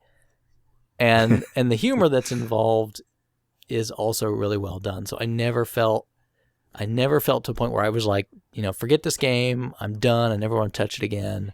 It always just had just the right amount of challenge to it. And isn't that just the balance you're always looking for. Yeah, that's it. I mean, games like you were talking like Super Hexagon, right? Games don't have to be complex. They can be, but it just has to give you that one more go feeling, right? Like, Yeah, I can do this. Like when you were talking about like it's you get super close to the end and then you miss it and then it's frustrating because you kind of have to do like a long segment again. It almost reminded me a little bit when you were saying that. It made me think of Super Meat Boy. Some of the early stages, even though they're difficult, they're incredibly short. So you do just like die. Oh, I got it. Okay, now it's all right. Some of the stages that take 35, 40, 50 seconds, to me, like once it gets that long, it's brutal when you lose late on those because it's like when you die. Okay, it only took like 10, overall seconds. When you get 30, 40, 50 seconds and you've died 15 times, it's like, okay, I've been doing this for a half hour. Like, like how long is it going to take me? But, so you never felt, even when the segments got a little bit longer, that you couldn't keep going with it? I did. I sit and I did a whole playthrough. I mean, because obviously it's an NES game. I don't have much choice, right? Turn it off and start again. There was no checkpoint? Yeah, there's no code or anything, right? But no, one thing I did do to myself, though, is I started playing like whatever the normal difficulty was, and I was like, okay, at that point in time, I was like, I'm new to this game. This is a little too much for me. So I cranked it down to the easier level, where there just really isn't as many things on the screen to kill you, right? There still is plenty, but you have more leeway. And that also kind of familiarizes you with the level. So I imagine if you want to go play this multiple times, there you're just going, okay, I'm going to take the same stages I've been playing. I'm just going to now amp it up, make it a little bit harder, right? Give you a little more challenge if you want it, and to me, that's the great way to do it, right? Give me a mode where when I'm starting out, it's just hard enough to get me to keep going. And then after I get all the way through, if I go, man, that was great, I want to give it another go, just notch it up a little bit, right? And that's like what I was talking about with Mass Effect earlier, right? That's why I played through them all, and I'm like, okay, I'm going to go play through on the hardest difficulty level. And in the beginning, it's like, man, this is kind of brutal. But again, once you kind of get it, you're like, I got it, no problem. I can do this. And even when I die, like here in streamers, when you die, you don't ever feel like it's not fair. And I think that's really important because the control is spot on. The gameplay is there. If there's a mistake, you made it. You know what I mean? Yeah. Yeah, you can't blame the game. You have to blame your skill. It's fun. It's like if I close my eyes and just listen to you, it sounds like you're talking about Super Hexagon. Yeah, well, it's got that same, I think those same appeals, right? Like a lot of those early simple games, that's the appeal to it. Is if the control is super tight, if you give enough challenge where it's legitimately challenging while still making the player feel like they can do this, like it's like when I fire, I think what was it on the NES, Deadly Tower? Yes, Deadly Towers. When you fire that game up and you walk in the first screen and like 5 bees like kill you on the first screen, you're like, okay, this isn't legitimately challenging. That's a frustrating way to start a game. It's just crap. Broderbund. But yeah, like if you genuinely have a good game, good play mechanic, challenge that's challenging and not frustrating, and you think that you can keep doing it, it's absolutely one of the best things you can give me. Yeah, and let me just say that Action 53 cart, they're not 53 games, but I mean there are a bunch of other games that are really good. Most of them are more simplistic. Like I played this one game, it's a lawnmower game where you just have like an overhead and you're mowing grass. And your lawnmower will run out of gas if you don't like stop and pick up gas, and there's like rocks that can really slow you down and you can't mow over it, and so there's a little strategy to it, but simple game. I probably played that thing for an hour. Oh yeah. I mean, I can imagine doing that. So there's a lot of those little type of games that are also on that same multi-cart. So to me, it's a no-brainer. If you like NES, go buy this game, and if what I'm talking about with streamers sounds good to you, you'll love it. And then you'll also say, these other little games that are on here are also pretty cool on the side. But I would say go for streamers to play it, have fun with the other stuff to kind of kick it around, and if you love that kind of mechanic, then I think you'll really get a big kick out of that game. So it looks like we're down to number 2. So, Bill, what do you got for number 2? Yeah, for number 2, this is the game that had the biggest emotional impact on me. Oh. The entire year, and I think we've spoken about this before. Wait a minute, your number 2 is not Super Hexagon. I mean, your most emotional impact is not Super Hexagon. No, the emotions of the Hexagons, families, and like alternate universes never came into play. I want the fanfic. Yeah. You've read some of the Super Hexagon extended fanfic? It's pretty wild stuff. I never would have thought that those two hexagons would have got together. But yes, so my number 2, which pains me to... Every one of these games, it pains me not to make it number 1. So I wish they weren't numbered. I wish they were just, these are the 5. So maybe I'll just say that. But yeah, BioShock Infinite. It's one of those in the word immersive is kind of overused in video games, but it's really kind of rare that I have an experience where I really kind of feel like I'm in that world, and this entire game was like that for me. Fleech made a good point on Twitter months ago. We were talking about this, and he was asking if BioShock would have the same impact if it was third person, and I said that's a fantastic question. For me, it absolutely would not. And he kind of brought up the argument that, seeing someone in third person, it kind of brings him out of the experience a little bit, but also like hearing the voice of the first person, character you're playing kind of brings him out. And I said, that's no problem for me because I just assume I'm playing that character. But anyway, that's just kind of like a side point. But every time you get into a new area and it's kind of like, like the light kind of flashes and then it like kind of like settles down and you really, it's like when you go on vacation and you go to Florida or you go to like, St. Louis and you look at me and you see the arch and you just look around and you're just in awe of this like amazing place. And BioShock's, every area was like that. We did the spoiler cast, so if anyone's listened to that, they kind of heard a lot of this, but, in a nutshell, I know you guys don't all agree with me on this. I think the shooting is vastly improved from BioShock 1 and 2, where I didn't really think it was very good. What carried BioShock 1 and Minerva's Den was the story. So the story is still amazing here. I think the shooting mechanic is much, much improved. I think the environment is really what sells the series, the environment and the story. And before this game came out, no one really kind of knew, okay, it's in the sky, like, it's not related, like, why is it called BioShock even? And, all of those things ended up being answered in stunning fashion, which was really, really just a super, super treat and a thrill to experience. When I finished playing this game, which probably took me... I think it was just over a couple of days, between 2 and 4 days. I finished it, and I remember finishing the game. And there's moments in the game. There's like that singular moment that if you've played it, you know what I'm talking about. That it happens, and you're just speechless. You're sitting there and you're trying to put together in your mind all the pieces that just happened. And I remember finishing the game and just. There's nothing, you can't say anything. You're just sitting there just like, oh. And I went downstairs and I said to my wife, I said, Sarah, I am going to do my best to explain the entire story of this game to you. So I was pacing back and forth in the living room. She's like knitting something or whatever she's doing.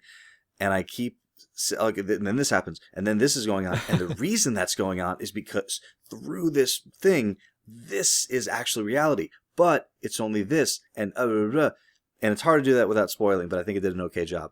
And the whole time, I'm just really excited about it, and I said, but wait, then... Right. And I'm like, and she's looking at me like, I don't know what that is. And I'm like, well, that's significant because of this other thing I told you. And she's like, oh, so it all fits together. Exactly. So, it's...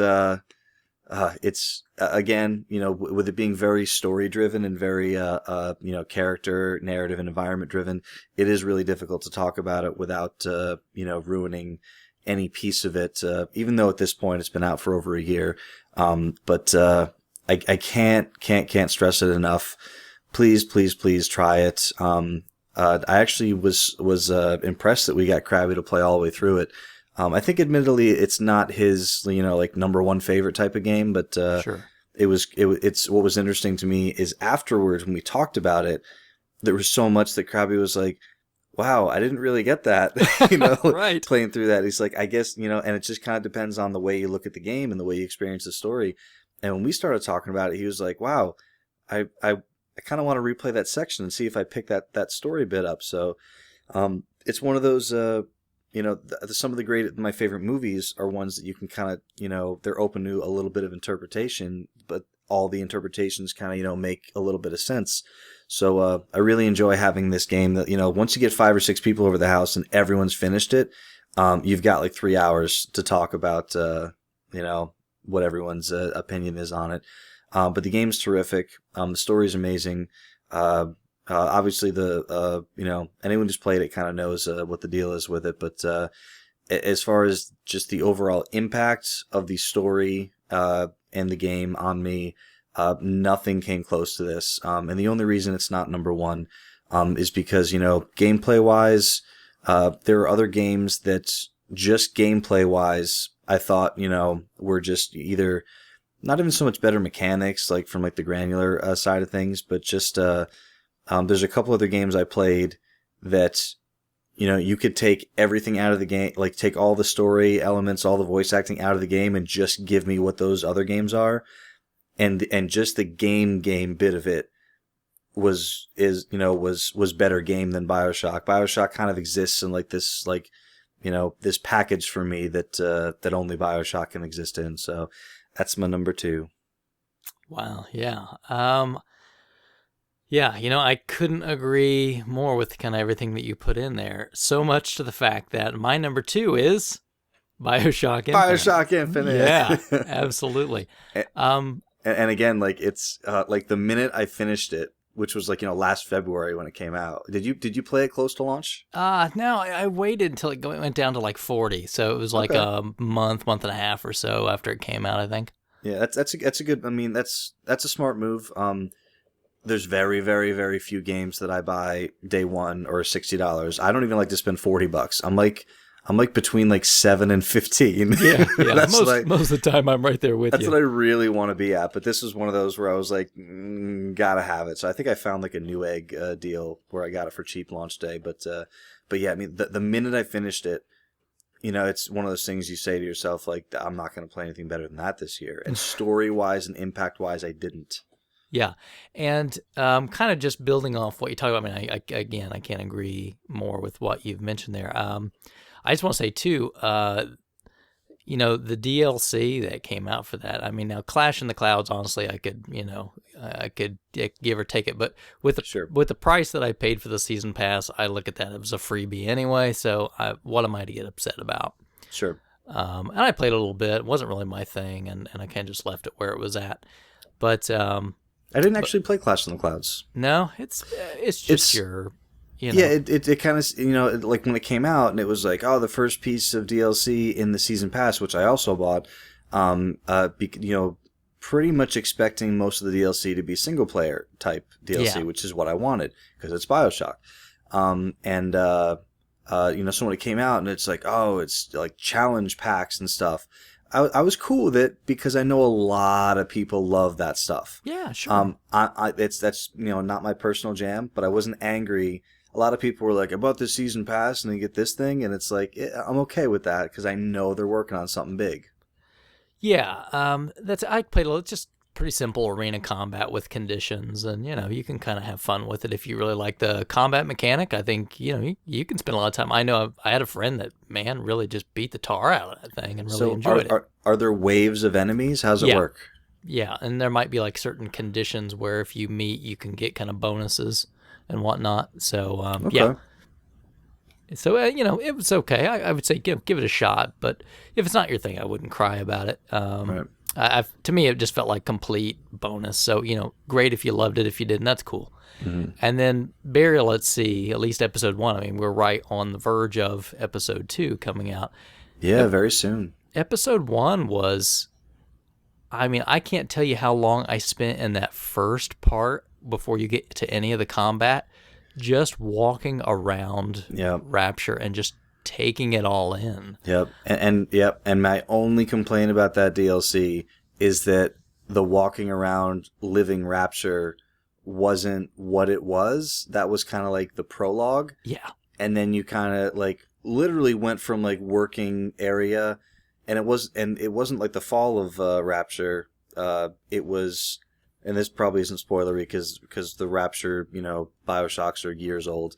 But it was like you were kind of like, it was like we don't go there anymore. That's like the part of town that's like, on the downturn. So it's like it's almost like it was already happening, just not in the part that you started in. Yeah, this is the the period of time that's the build up to the fall. So You're kind of going into this area where Fontaine and whatnots, and his cronies have been kind of banished to or whatnot. But and I don't think that's giving much away. That's pretty evident. But I really enjoyed it, and the twist again. That game does it so well. The twist right at the very end, where you finish up and you're kind of like, oh, okay, I've beat the battle. Where's this gonna go? And then all of a sudden, it just like the end of the first game, right? It just gets you, and you're like, you know what I mean? Yeah. I'm just gonna sit there for a few minutes, like, did that just happen? What? Yeah, and then there was a what do you call it? A trailer for Burial at Sea Part 2. And I have not watched that. Well, I don't want to spoil anything. So I'm normally in the exact same boat as you, and I don't know what happened to me. I was sitting there, and there was a link for the trailer, and I was like, I'm not gonna do it. I'm gonna go in fresh, just like always. Yeah. And I think, and I'm like 99% of the time, I'm like totally cool doing that. I want to go in fresh. I don't want to know a thing. And like 8 seconds after I made that decision, I was like, I'm watching this trailer. Uh-oh. So I broke my, kind of my normal way of doing things, and I watched it, and it's, I'm happy and sad that I watched it, because I'm happy kind of knowing going in, like, okay, this is what the deal is. But at the same time, it's not like they gave away a twist in that trailer, but they definitely told you something that you wouldn't have known if you just started fresh. And I imagine you're going to, like, in this trailer, seems like it is the intro to the DLC. So I think you're going to be watching this exact same thing when you hit start on Burial at Sea 2. Very, very interesting the way they have, the kind of the direction they've decided to go with this. I'm very excited about this. Yeah, I am. And again, as we're recording this, we're, literally days away from this coming out. So, yeah, I'll be really excited to check it out. Fantastic game. Again, yeah, definitely my number 2 as well. And I think definitely if you want to know more, just go back and listen to our spoiler cast on BioShock Infinite after you've played the game. Of course. And check it out. And then who knows, maybe we could do a mini after these DLC pieces or something. But who knows? We may come back to that. I would. We'll have to see. All right. Well, I guess that bumps us up then to the number 1 position. Wow. I feel like it went to number 1 so quickly because we both had BioShock Infinite for number 2. But yeah, we are at number 1. Are you ready? I am ready to hear your number 1 game that you played in 2013. Okay, I kind of cheated a little bit because now how can you cheat? Well, because it's not a single game. Well, I kind of did that with Mass Effect Trilogy. Was it? Right. Did it come out in a collection? No. Oh, no way! You are cheating. I am cheating. I'm super cheating, but because they're so similar in what they are, except for that one is, and they're both made by the same company, the same publisher. And they are so similar in what they are, except for that one is third person and one is first person, and like a handful of other minor differences. But at the end of the day, I couldn't pull, like, when you remove all the kind of extraneous stuff and you just pull out the game experience, I couldn't pull these two apart. and I couldn't not mention both. So I'm cheating. Okay. I guess we make up the rules, so. We do. And if I get fired, I get fired. You get fired.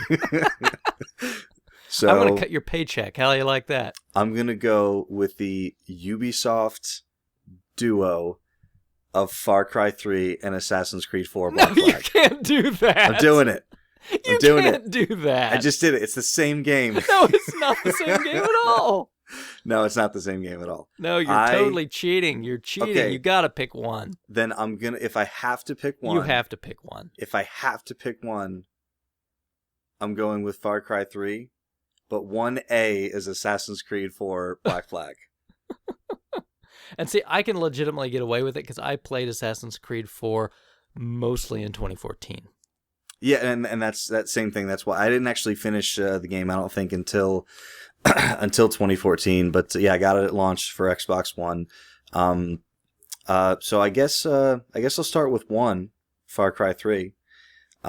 Far Cry 3, for people who are not familiar with the series, Far Cry 1, I don't want to say do not play it, but do not play it. They just did like the remastered one on Xbox, right? Yeah, and I mean, I guess you could if you had some spare points or you want those achievements, but like, you know, a lot of times, like, you know, if someone plays like Assassin's Creed, 4, let's say, and they're like, this is amazing, I've never played an Assassin's Creed game, let me go back and play 1. Like it's not the same. Like Far Cry 2 and Far Cry 3 are extremely similar in the structure of the game. Open world, lots of quests, kind of like that, the environment that is kind of living around you. So you could be like, a lot of other games, like, there's no combat outside of like the quest you're on. So you could be on like, you could be trying to clear out like an enemy hideout, and like, oh, there happens to be a panther in this hideout, which could hurt or help you. Like, it could totally just maul you while you're, trying to sneak around, and then everyone sees you. You could also be in the middle of throwing your grenade, and then like you see the panther and you lose your focus, and then you drop the grenade and it kills you. Like, there's lots of things that happen in Far Cry 2 and 3 that are bad, but that are so amazing that they can happen in the game that you're not upset about it. You're like, I literally just drove off the cliff and died, but because of what I was doing, that's exactly what would have happened if that was the situation. Awesome. Yeah, and it was amazing. So yeah, if I gotta go with one, I mean, Far Cry 3. Those games that you just turn on and you say, I'm just gonna play this for a little bit. Yeah. Like, no joke. Like, I would turn this thing on. Like, okay, I'm just gonna do like a few things.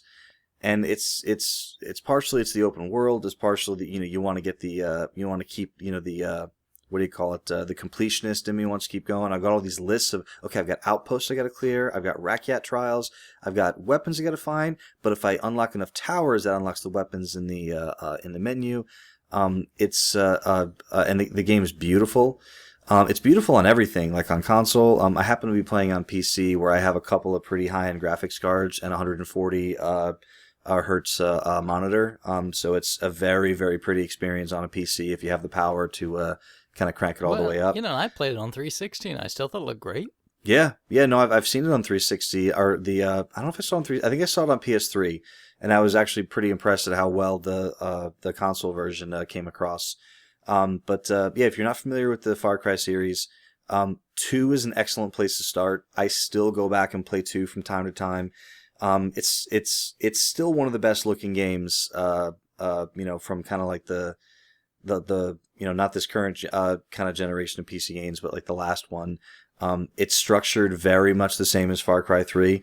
Far Cry 3 is just kind of like, back to the tropical setting. But it's everything I love about open world games, which made it really hard for me to separate it from Assassin's Creed 4 Black Flag, which is also everything I love about open world games. But if I have to pick, I'm going to lean towards Far Cry. Okay. Now, I mean, yeah, the great thing about that game is you can it's so free, right? I mean, it's just so open and so crazy with what you can. I mean, if you see something, you're like, I wonder if I could do. Yes, Yeah, you know what I mean? and it's hard just because like I find that description comes up when you're talking about a lot of open world games, sometimes it's fair, sometimes it's not. But but that was the whole thing with GTA 3 years ago. It was like, why is GTA? Why do people like it so much? And people were like, you can do whatever you want, and you couldn't do whatever you wanted. You could do a lot of things, and you weren't really tied down to like like a story or anything. That was just how open world was. Far Cry 3 is literally. I think I want to get on that boat and see if I can just, ride it into that house. Okay. There's a hang glider. It's not just a piece of scenery. Like, I wonder if I can get on that hang glider, like, go over this way, swing around the front, drop into, like this hideout, and just kind of like throw a grenade in that pile of, gasoline barrels, and kill everyone in the outpost, like, and then just raise the flag. You can probably do it. Like, it's, and there's so many cool things. Like, I'm replaying the game again on the hardest difficulty, and it's like most games, it's a totally different game on the hardest difficulty. Enemies, as long as they have line of sight to you, they can see you. So it's, you have to craft syringes constantly, or else you'll get killed, or you won't be able to see, like, the enemies or the animals. But there's amazing things that are happening. Like, I'm sneaking up on groups. They're starting to see me, and then I'm kind of like backing up. I'm throwing grenades in bushes, and since they don't have line of sight to them, they're like trying to walk up to the bush to try to find me, and they're all getting blown up. It's so great, and there's nothing more satisfying than like stealth clearing out an entire outpost. Oh yeah. But at the same time, there's also nothing cooler than like, you got like 4 guys into stealth clearing out an outpost. You've been spotted, and then like you turn around, you see that they have like a cougar in a cage. Yeah. You shoot the door of the cage open, the cougar mauls the last 3 guys. Like, it's so, and that's why they added an option in the after everyone cleared the game. They're like, this is great, but now there's no more enemies. They added an option into the menu system that you could say, okay, reset all the outposts. Because a lot of times people just wanted to, okay, there's an output. You can kind of approach it from any angle. You can kind of tag your enemies. And now do it like, clear that outpost any way you want. And the first time I played through, I got a little overpowered, and I was playing on kind of normal difficulty. Once you kind of get like a silenced sniper rifle. Oh yeah, I love it too. You can do anything from a mile away. Yeah, so it's awesome. I'm forcing myself to like actually clear them out, like legit. Like, I'm actually challenging myself. Like, I wonder if I could like stealth assassinate like from like a foot away of each guy at this outpost, and it's not easy. Yeah, it's fun too to get up and get a little stabby, right? Oh man, like, and one of the criticisms of the game when it came out was that you got very powerful very quickly, which wasn't bad gameplay wise because it was extremely fun to play. But people had problems with like, okay, the story wise, you're supposed to be this kind of like early 20s kid who kind of like got captured while I was on vacation with some friends. And like, 3 days later, you're like murdering people like 3 at a time. Right. So that was the only problem people had with it. But I mean, yeah, like as you gain experience, you can start upgrading, like the 3 different kind of like upgrade trees. Yeah. And one of the things you always have is like your machete. So if you walk up behind someone, I think you click on the right thumbstick, you kind of stab the guy from behind and kill him. And then there's eventually one of the coolest upgrades is once you stab a guy from behind like that, you can take his knife off his person and throw it at another guy. So now your single takedown becomes like a minimum double takedown. There's another upgrade where you can stab that guy, then grab his handgun, and that's kind of a fun little mini game because if there's only 2 or 3 left, you get down to okay, let's do this. And you can run and gun if you want to, but like a lot of other games that kind of encourage stealth but don't require it, if you're spotted, there are guys that'll run to like an alarm and call reinforcements in. So you can either disable that alarm beforehand, and they get over there and they're like trying to hit the button. They're like, what is going on? Or, as they're running over there, you shoot them. Yeah. Did I mention that mechanics in Assassin's Creed 4 Black Flag? Yeah, okay, all right, but I mean, like I love it where you like stab one guy, and then you get the power up where you just like step right over, get the next guy, and then you're stab, yeah, and then yeah. like the last guy, you're throwing the knife. Yeah, You there's know what I actually mean? one where you can like if the enemies are close enough, you Yeah. can chain the stabs together. Yeah, that's So you awesome. literally like there could be like 5 guys in a circle, and I kind of try to make sure they're all looking kind of the same direction, so they don't kind of like start shooting me Yeah, as I but you do just it. like toss a rock, right? To Yeah, get and their then attention. everyone looks over there, and they're like, "I have a feeling I'm pretty sure there's something happening in that." Oh, I'm dead now. And you feel like I hate to, you hate to say that, but you feel awesome when you do that stuff. Yeah. You're Yeah, like, and that's and awesome. and part of the reason you do is because and I think the game does that on purpose. They do a really good job of. I mean, first of all, the villain is fantastic. Yeah. So this the guy and no spoilers because there's more than one villain. Yes. But the villain I'm talking about, the one that everyone's probably On seen the cover. Yeah, with the mohawk on the cover, with the dude's head like half buried in the sand. So that's Voss. He kind of runs the island when you get there, and he's one of the how do I say it? He's one, like a lot of villains are crazy.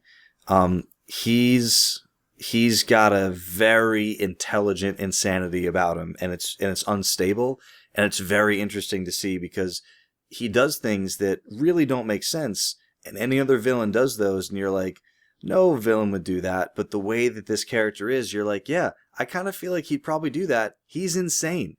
Yeah. And extremely well acted. The voice acting across the board is actually a little piece of trivia on that. The voice actor for Jason Brody, who's the character you play as, was going to be voiced by the guy who did Adam Jensen in Deus Ex: Human Revolution. But they thought that. Yeah, I'm glad they didn't too. I didn't think that was a great voice, and they didn't because the official reason Bill? they gave. You didn't think that was a good good voice? Yeah, very very gruff, very like overacted. It was Batman. Yeah, it was only not as good. It was real. Like the reason they gave was they had just done that. It was a very recognizable voice, and they didn't want people to associate that voice with the old character.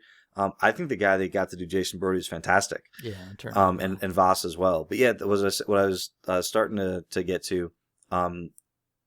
In The Last of Us, when you're killing people, you feel awful about it, even though they were going to be killing you, because you know that this is not their choice. You know that they were infected. You know that they were a human being. It's really got more of like a humanity angle to it.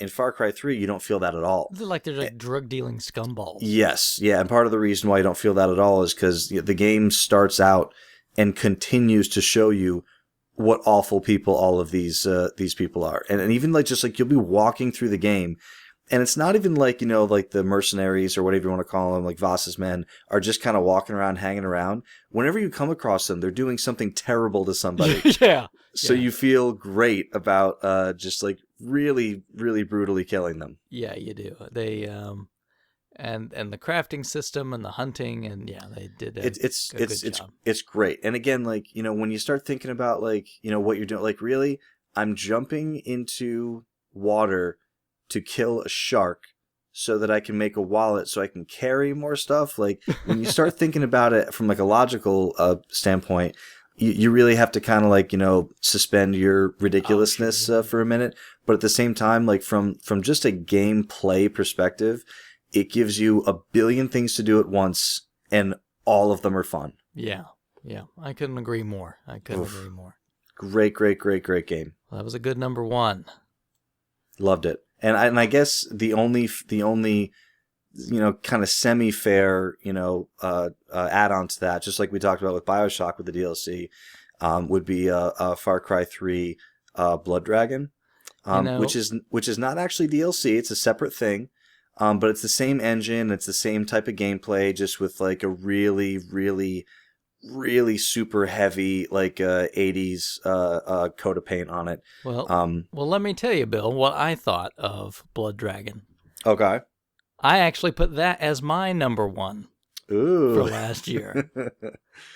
I'm happy now. Yeah, Blood Dragon was great because it was just a super condensed version of Far Cry 3 with like the most fantastically awful cliched 80s references there ever were. I mean, it was just like every line that came out. I thought it just was fantastic the way it was delivered. And I think like the guy that they got, it was like whatever, the guy from like Terminator, right? Yeah, Michael Biehn. Yeah. And I think the guy was not really trying to ham it up. I think he was still trying to be like that same 80s character. Yeah, you know what I mean? I think I read an interview. They told him, this is what we're doing. This is the shtick. This is some of the stuff we're looking at. And he's like, and then he kind of realized they don't want me to be shticky. Like the shtick is that it's me. Yeah. So he's doing it as if he was shooting a movie or like, like making some like, sci-fi action movie in the 80s. And he's you're right. He's not putting like a whatever you want to call it, like there's no unnecessary snark, or they're not trying to ham it up just so you get. I mean, it's like exactly the way these terrible lines would have been delivered. I should say he's not doing that. Right. The only, and I don't have many complaints with this game, and the ones I have are trivial at best. But the only complaints that I have is there are portions that like for me, I wanted most or all of the jokes to be like, okay, all the jokes they have are great, all the 80s references are great, all of the things that are that are funny are great, but there's a handful of things that are like, hey, look at me, I'm an 80s joke. And like they really, really call attention to the fact that they are making fun of the genre, and like those things I thought were few and far between, but those were the only things that stuck out to me as like, I really wish they just like did it totally unironically, just like this is the thing we're making. But I still understand those jokes. But man, there are some moments in this game, and speaking about moments in BioShock. The entire ending sequence is probably the best sequence I've ever played in any game. Yeah. I guess, the whole thing I liked about it, I think even more than Far Cry, of course, just it made me laugh, right? Yes, I mean, over absolutely. and over again, it just made me laugh. And it had these great, like, 16-bit cut scenes, to tell the story. Yeah, like almost like you're right. Like it kind of had like that Genesis storyboard kind of look to it in between like main segments. Yeah, and they were just more of this really terribly cliched, so bad it's good. You know what I mean? It's been a long time. I really want to play through it again. And I didn't realize actually how short the story portion is. Yeah, it's not long. Because like, just like any other game, if you follow the storyline, you'll finish a lot quicker. But in this game, my initial thought was, wow, Blood Dragon is huge and long and great. It's a new map, which is really cool. I'm glad that it didn't stick you on the old island. Like it is a whole new map, which I really like. But what's interesting is just like every other game, I'm doing all the side stuff. I'm collecting the VHS tapes, and I'm collecting the tube televisions, and I'm collecting like all the things on the map. I'm doing like, I'm clearing out the bases, which is like, the bread and butter of the game for me. And I'm doing all these side things.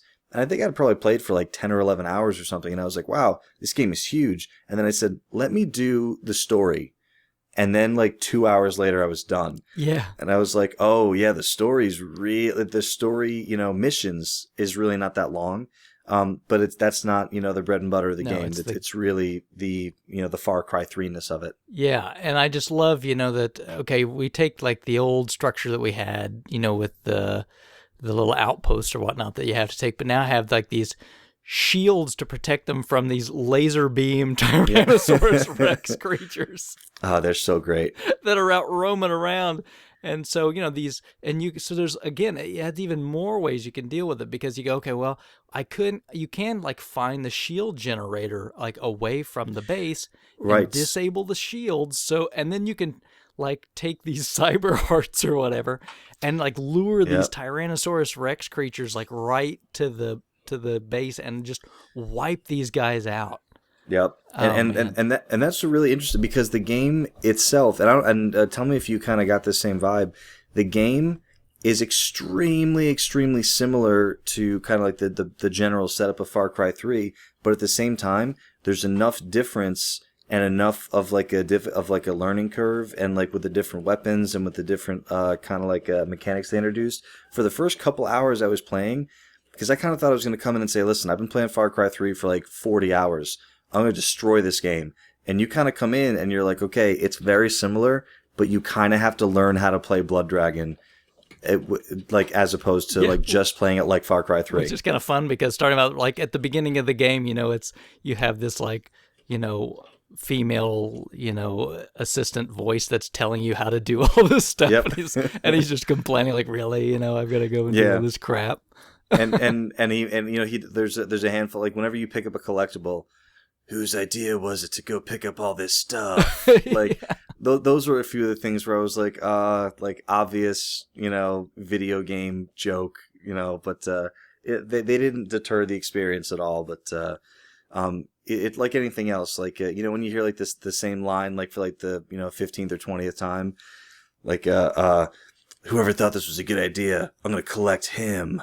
Yeah, I mean, yeah, it's not designed to be a really long, deep game, but right. I really liked it. Had like the little missions where you had to like go like rescue people or like seek somebody out and kill them. What was really interesting too is how satisfying it was, because in Far Cry 3 I'm very much a bow and arrow guy. I'm very stealthy, and if I do use guns, they're usually silenced or just like, if I get in a jam, okay, crap, pull out the big gun. The guns are extremely satisfying to use in Blood Dragon. They're very fun. Ridiculous, of course. They sound great. They look great. They've got like like the 100 moving parts whenever you reload something. Like they look amazing. Like, and you get like all these add-ons for them that you have to unlock. That's when it gets, because before that, it's like, okay, the guns aren't like too super powerful. Once you get all these add-ons, it's done. Like you can run into a base and you're taking care of business. Yeah, and then basically that whole like ending sequence to the story. I'm telling you, I mean, obviously the gameplay then is amazing, but I will stand by the dialogue that's happening while that's going on, and the music make that segment forever. Yeah, and I don't want to spoil anything, but there's this one segment that you go through right at the end, and you're just like, this is so awesome. And as you're doing it, and it lasts for probably like a good like 3-4 minutes at least. Yeah. And as you're doing it, and it's like you are playing, but it's more or less like an event. Like I don't think there's any real way to like, I don't think you can lose. Fail this, even though you are actually playing. And the whole time you're playing, you get that big doofy grin on your face that this is the coolest thing you've done ever. And all you're thinking when it's over is, I need to tell everybody I know about this game. Yeah, and you almost get to go back to being like your 10-year-old self. You know what I mean? Oh man, it was so, I'm just thinking about it now. And you're just like thinking like dinosaurs with freaking laser beams. Yeah. You know what I mean? and do you remember at the very end of the Far Cry 3 campaign, there was a sequence that you played and a song starts playing. And at when the song first starts playing, I'm half thinking this is awesome, and I'm half thinking, are they kidding me with this song? Because it's kind of like an old song, but like then as it's happening, as it gets more and more into it, I was like, okay, this is actually really cool. They kind of did the same thing with the Blood Dragon but they just amped it up on every level that they were working with. Yeah, and this is obviously a game where you have to be ready for just total crazy. I mean, you have to just go, look, this is just going to be a crazy game. Let me just enjoy it. Again, let me go back to my 10-year-old self and just think what would be, awesome at that time. And the cool thing about it is, like, sometimes you say it to people, you're like, hey, don't worry about if the game's not that great, just, like, enjoy the experience. This is all of that, plus the game is fantastic. Yeah. I think it's great because, like you said, it's a standalone game. It's not a DLC add-on. You don't have to have the original game to get it. You can just go buy it. And if you don't have time for some giant Far Cry 3 experience, you can get a good feel for the whole thing in, 6 hours. Mm-hmm. So it just ties a nice little bow on it. It's a great game. And like you said, I just had this stupid grin on my face the whole time I'm playing. I'm just like, yeah, it's impossible not to. It's really so good. I'm just looking it up on Steam right now just because I'm curious what the if the price has changed at all. But I don't mean it came out for like $15-$20, right? Yeah, it wasn't very much. It's right now it's $14.99 on Steam. I'm sure that it's it goes on sale on the other platforms as well, Xbox Live, PSN. I think that it's been the PSN free game at one point. Oh, there if you I'm go. not mistaken.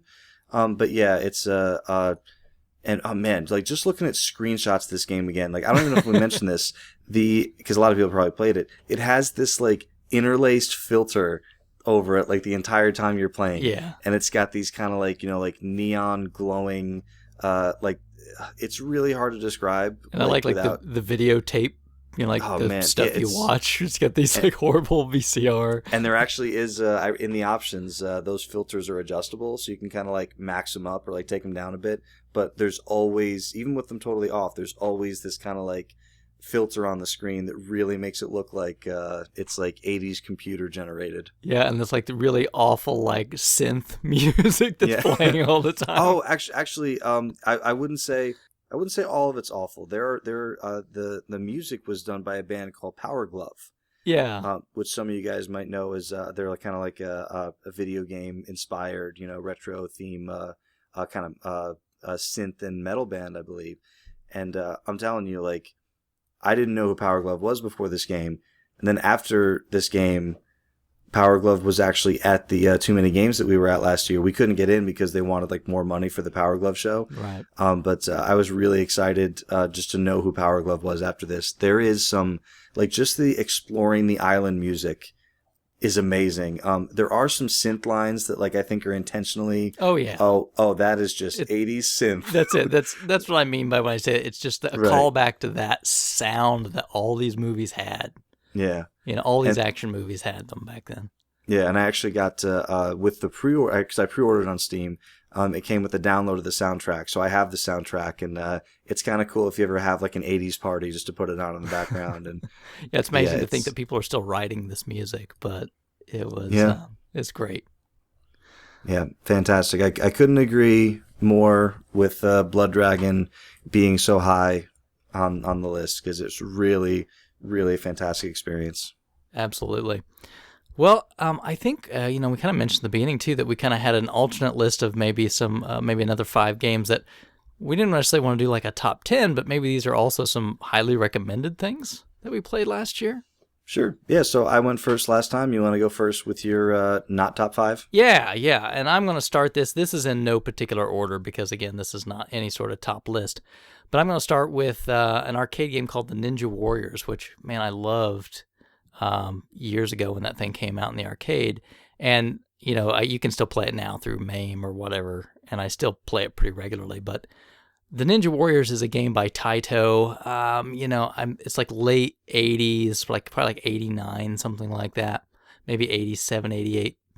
But the game, when you had the arcade, it came... It was this really big cabinet, and it was made up of 3 monitors that kind of had mirrors that projected up and to make it look like it was one solid, really wide screen that you were playing. So if you do emulate it or whatnot, you'll see it's that same idea. Now, if you want to get a legit copy in Japan, you can get one on PC Engine and Mega CD. They made, but never came out here for whatever reason. But you are these robot ninjas. You're the Ninja Warriors. And the idea behind the game is really simple. It's like just kill, and the basic, like really simple storyline is you're these robot assassins that are sent to take out some kind of evil leader or something. And you're some kind of government robot that's gone in to do it. So, you play through the game, which is awesome because you just have these shurikens that you can kill with, and then you have like a limited number of ninja stars. And you can take multiple hits. You have like an energy bar. And 2 people can play simultaneously, and you're like 2 different ninjas. So you're just going through, just mowing through just tons and tons of these soldiers. The music is fantastic. I mean, I would say, if nothing else, if you don't want to play the Ninja Warriors, do yourself a favor and check out the soundtrack to the Ninja Warriors. I mean, it's just really, amazing soundtrack to that arcade game. I still, every time I hear it, I can't get it out of my head. But, you kind of go through these really huge environments. Of course, it's a quarter muncher, but, at home, if you're emulating or whatever, who cares, right? Right. You can continue as much as you want. So if you want to play through the game, it'd probably take you all of 30, 35 minutes. It's not long, but it's just so much fun. It's so good. It's so simple. And where'd you play it? Originally I played it always in the arcade. I mean, I would go to the arcade machine and play it like crazy. Last year, I have to emulate it because obviously there's nowhere else to get it. I've looked at getting like the Mega CD version, which is Sega CD for Japan, but it's expensive. Yeah. It's really expensive. So, and of course doesn't have that widescreen and whatnot. So, I'm not a huge emulation guy, but I can't stuff arcade machines into my house. So, yeah, no, I was almost wondering since if like you had like a local pizza place or something that has one. Oh, you if so, always go there. I would buy it from them, I think. If I still found one of these things somewhere, but I haven't seen one since the early 90s. I'm sure they're out there. Yeah. But I just, I love this game. Every year I usually play it at least a couple times. Oh, wow. I can't. And if you've got two friends that you can go and hop on emulation and play through, I think you'll just have a fantastic time. Crank the tunes up, enjoy it, and again, I can't say enough. So check that out. The Ninja Warriors by Taito. Give that a look. Okay. Ninja Warriors. Yeah. I'm writing it down. Yes, definitely. Give it a play. You'll love it. So do you want to keep going through or should I go? No, you go ahead. We'll bounce back and forth. All right. So for my number 5, I chose Gone Home. Which is a indie game by the Fulbright Company. It's available on Steam. I believe it's regularly about $20. I got it on a humble sale for about $5. The Fulbright Company is something I've been kind of following for a while. The main guy who kind of started the Fulbright Company, his name is Steve Gaynor. He was a level designer who worked at 2K, and he was the lead design on BioShock 2 Minerva's Den DLC. There you go. And Ken Levine liked it so much that he hired him to be a designer on BioShock Infinite. He eventually left Irrational to go Irrational, to... You're right. I think Yeah. Yeah, Man. eventually he left. I think he left Irrational before the game shipped, actually, because he wanted to, do his own company, make this game. Lucky guy, Anyway, he got out when he did, right? Yeah. So anyway, long story short, Gone Home, if you haven't heard of it, is, talk about an emotional experience. It's right up there. It's right up there with BioShock Infinite as far as emotional impact. It's not really like a twist. It's not like, you're playing through this, grandiose, majestic, environment, and there's shooting and all this stuff. It's the game starts. It's first person. You arrive home. It's, kind of middle of the night, and there's no other characters in the game. There's no combat. You get home, and everything that you learn, I'm getting goosebumps talking about it. Everything you learn about the character that you're playing as, and that the people who live in this house, you find out from the environment. And it sounds very simple, but you get home, and you kind of, you get to the front door, and you see like a note on the table, and it's like, sorry I couldn't pick you up at the airport, hon, like we'll be back, blah, blah, blah. And you kind of start moving through the house, and at first you're really scared because there's no one there, it's dark, like you're not sure what happened to anybody, and you just start finding notes in drawers, and then there is some narration, so you'll find a journal entry, and it's your sister, and you hear her voice narrating her journal entry. And then, from that, you might find, when she was a kid, she, accessed this secret panel, in, her father's library. And, it opens up more of the house. And as you get through more of the house, you don't feel as scared anymore. You just feel really concerned about, okay, I really need to find out what happened. And then it just kind of evolves. It's only, 2 or 3 hours long. I don't really think it's not a long game at all. And it's more of an emotional experience than a game, even though you're kind of following the clues and learning about what happened to this family or this girl, or there's all these really, really kind of big important questions that you kind of are asking yourself that get answered as you're playing. And it's just, a super, super well-made, emotional, like kind of gut-wrenching story that I would encourage anyone, if they have access to the game, to play. A lot of people, the reaction that I get is like, oh, it's $20 and it's like 3 hours and you only play it once.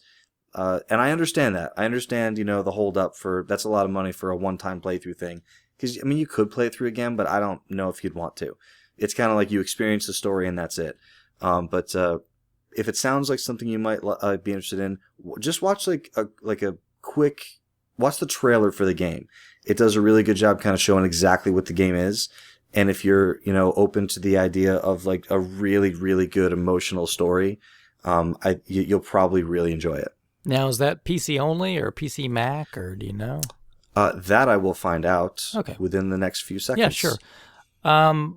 Yeah, I mean, I know I miss out on a lot of these games because I don't do Steam or computer gaming or whatnot, but I have heard a lot about that one, and it's got a lot of acclaim, a lot of critical acclaim. Yeah, I didn't realize, but it just reads, like with all the, Game of the Year, lists over the past few months, it really, it did really, really well on a lot of those lists. It made, Game of the Year on more than a few of them. And again, it is, I mean, when you look on Steam, some of the cynical people of the world who, how you can, I don't know if you know this, you can tag things on Steam now. I have no clue. And the tags are user made.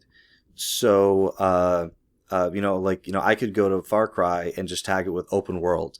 And if, like a million people tag it with that, then, kind of the top 5 or 6 tags show up on the game. Okay. So I'm looking at the store page right now, and 3 of these tags are absolutely right. Short, indie, and exploration. One of the tags, I think these people totally missed the point. They tagged it as walking simulator. I understand the joke. I understand you're trying to be snarky, sarcastic guy, and I get it.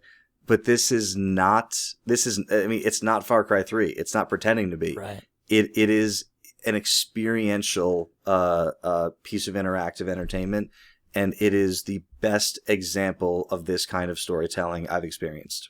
Gotcha. Okay, well, good. Did you find out is it PC Mac or just PC? Yes, I'm looking at it now. It looks like it is Steam Play, so that's PC, Mac, Linux. Oh, okay. So triple threat. There you go. Well, maybe if it gets into one of those crazy, goofy, cheapo sales, maybe I'll actually spend $1 or something on a Steam game. But keep an eye. I'm telling you, I've got an ancient Mac. I don't know if it would actually still work. Yeah, it's an experience, so I encourage it. Cool. All right. Well, I'm going to shift next. Now, I played through this entire series last year, but I want to just highlight Dragon Age. You are a Dragon Age fool. I am a Dragon Age man. I played through every single piece of Dragon Age last year. So started at the Where very did you find the beginning. time? I don't beat a lot. I don't play a lot of games number-wise in a year. Because that's a lot of game. It is. And if you look at my completion list, it's not crazy huge. Okay.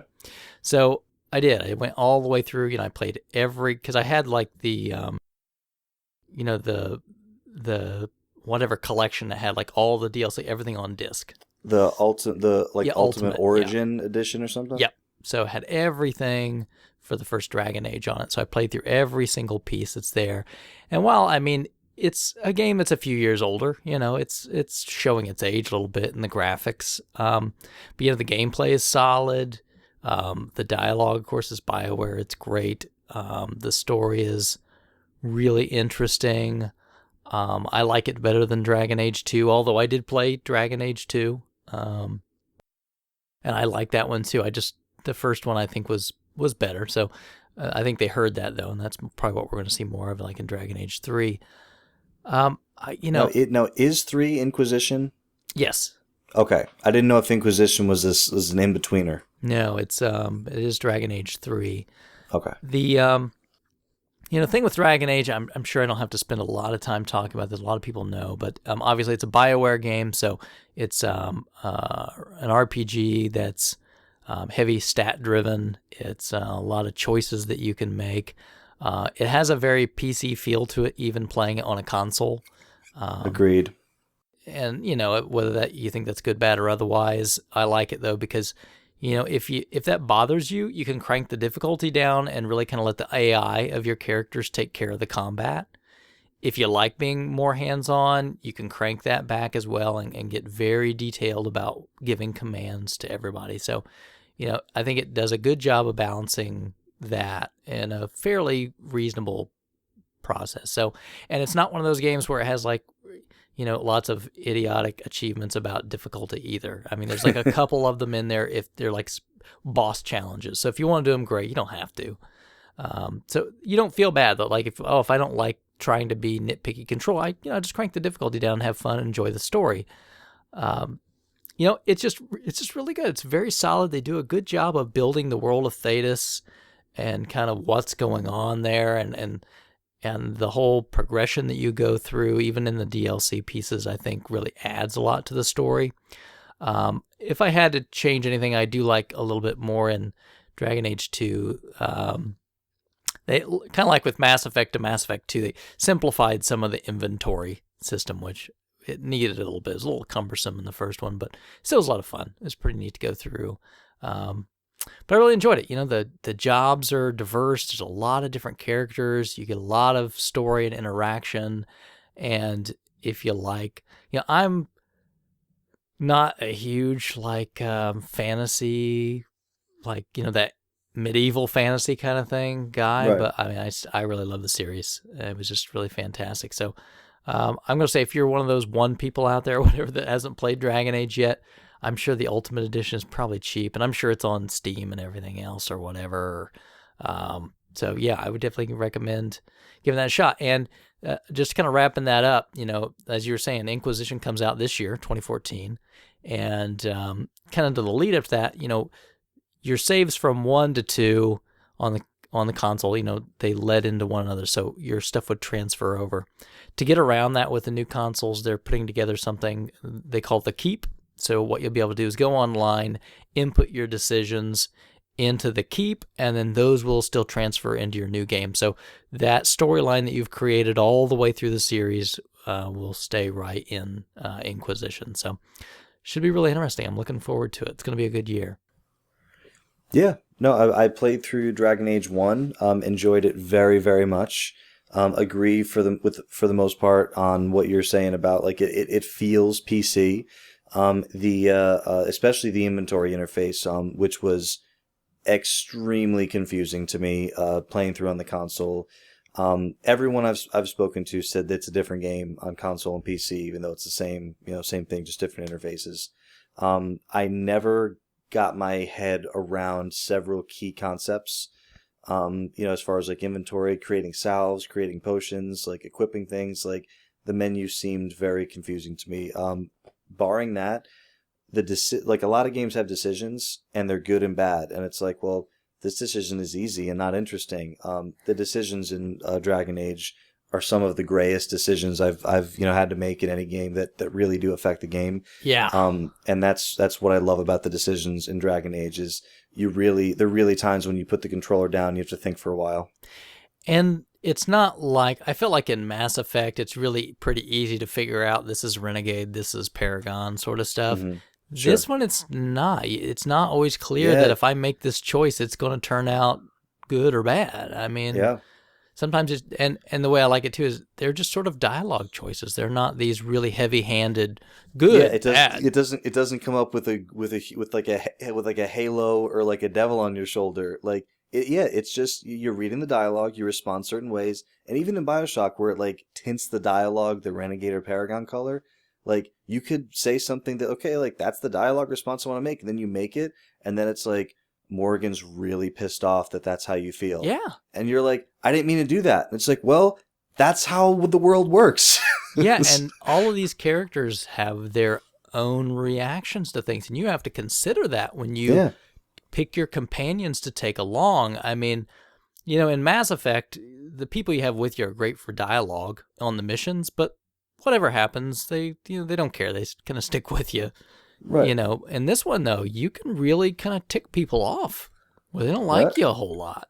And in Mass Effect, it was really mostly prevalent if you were trying to romance somebody. Yeah. And in this game, it's No, like there's an affinity that they have towards you, good or bad, and it affects a lot of different things in the game. So you find yourself trying to juggle these relationships, and it is not easy. Yeah, and to the point where you can tell them to go. Yeah. If you don't like them, you can just kick them straight out, and they're gone. Yep. And it's, I mean, how many other games give you that option just to basically go, hey, I don't like you. Get out. Yeah. I've had it with you.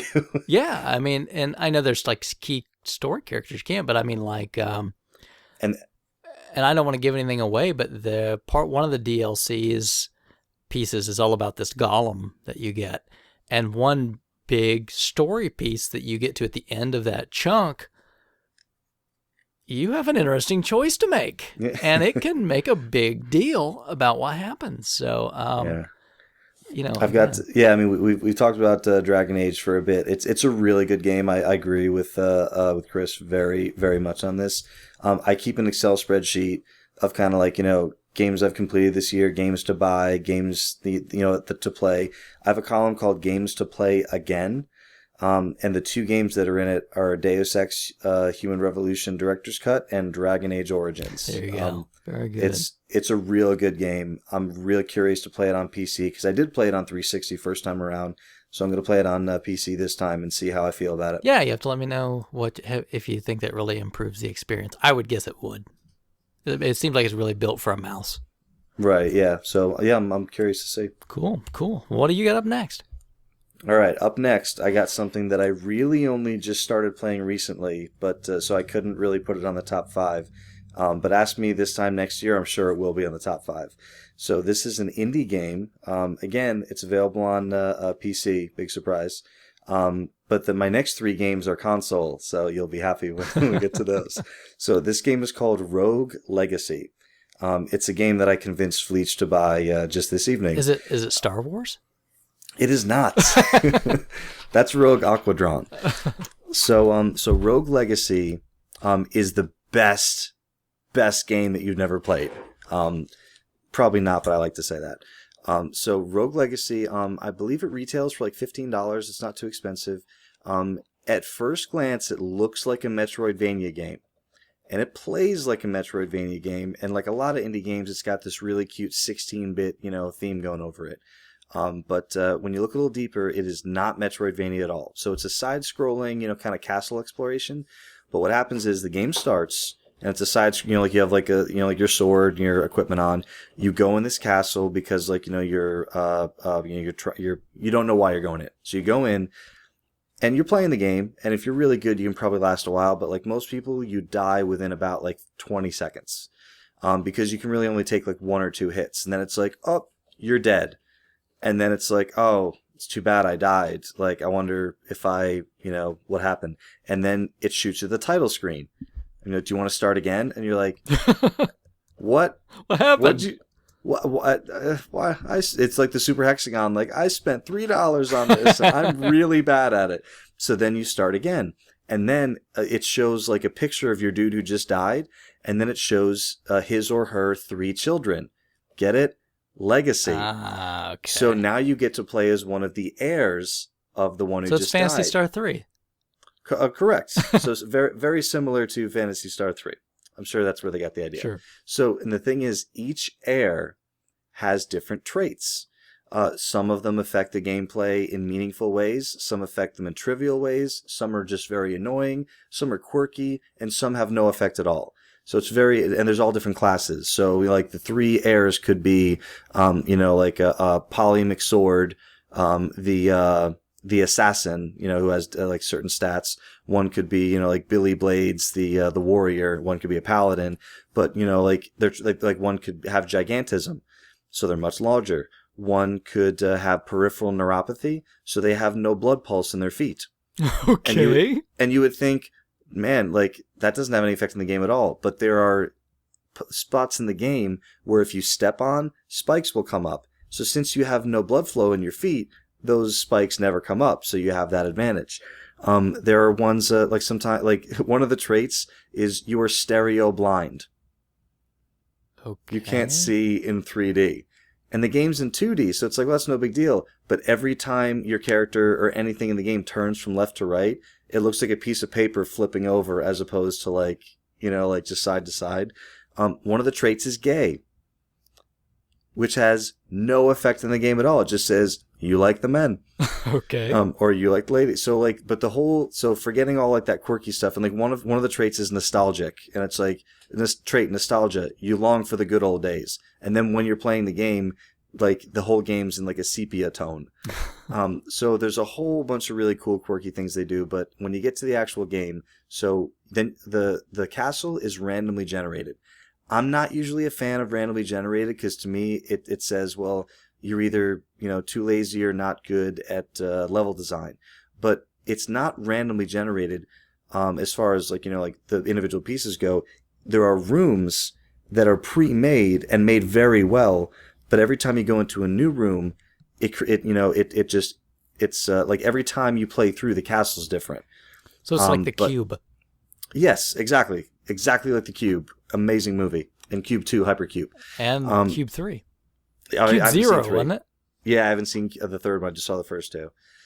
So yeah, but it's really, really great. And the cool thing is, as you collect gold as you're playing through, so like you might get like have like 1,200 or 1,500 gold, and the game's still pretty hard. So then you die, and it's like, oh crap, that money was passed down to your heirs. So the next time you start playing, you have your manor, like your castle, and you can spend that gold on upgrades.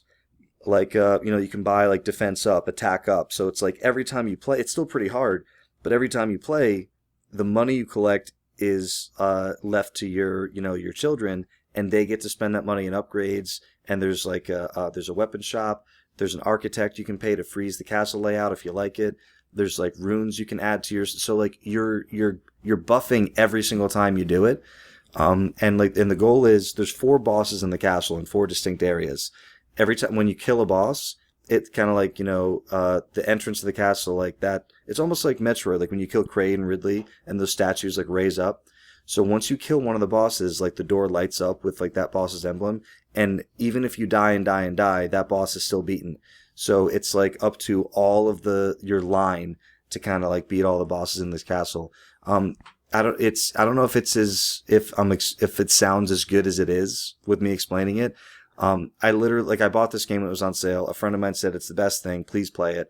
I turned it on for I was like, I'll play this for like a half hour. I'll see what it's like. I played it for 6 hours last week in one day. Like literally from like 1 p.m. to like dinner time. It was like, no, you want to watch TV? Okay, you can watch TV in the room with me. I'm playing Rogue Legacy all day. It's amazing. I love it. I'm gonna keep playing it. I'd be playing it right now if we weren't recording. And I highly encourage you to check it out. Okay. All right. Now, was that new or is that from last year? Rogue Legacy it is from last year. It's been around for a little while. But you're just playing it now? Yeah, I just started playing it recently. Gotcha. Okay.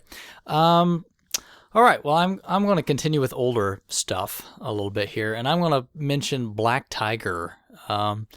Ooh. Black Tiger is an arcade game from Capcom. If you want to play it now, I'm sure it's probably on a lot of collections. I played it on the 360 on the Capcom arcade cabinet, which you can download and play a lot of Capcom arcade games. But it's included in like the basic pack that you start with, and you can buy more arcade packs to go with it. If you want to play Black Tiger, you don't have to. It's just the basic one.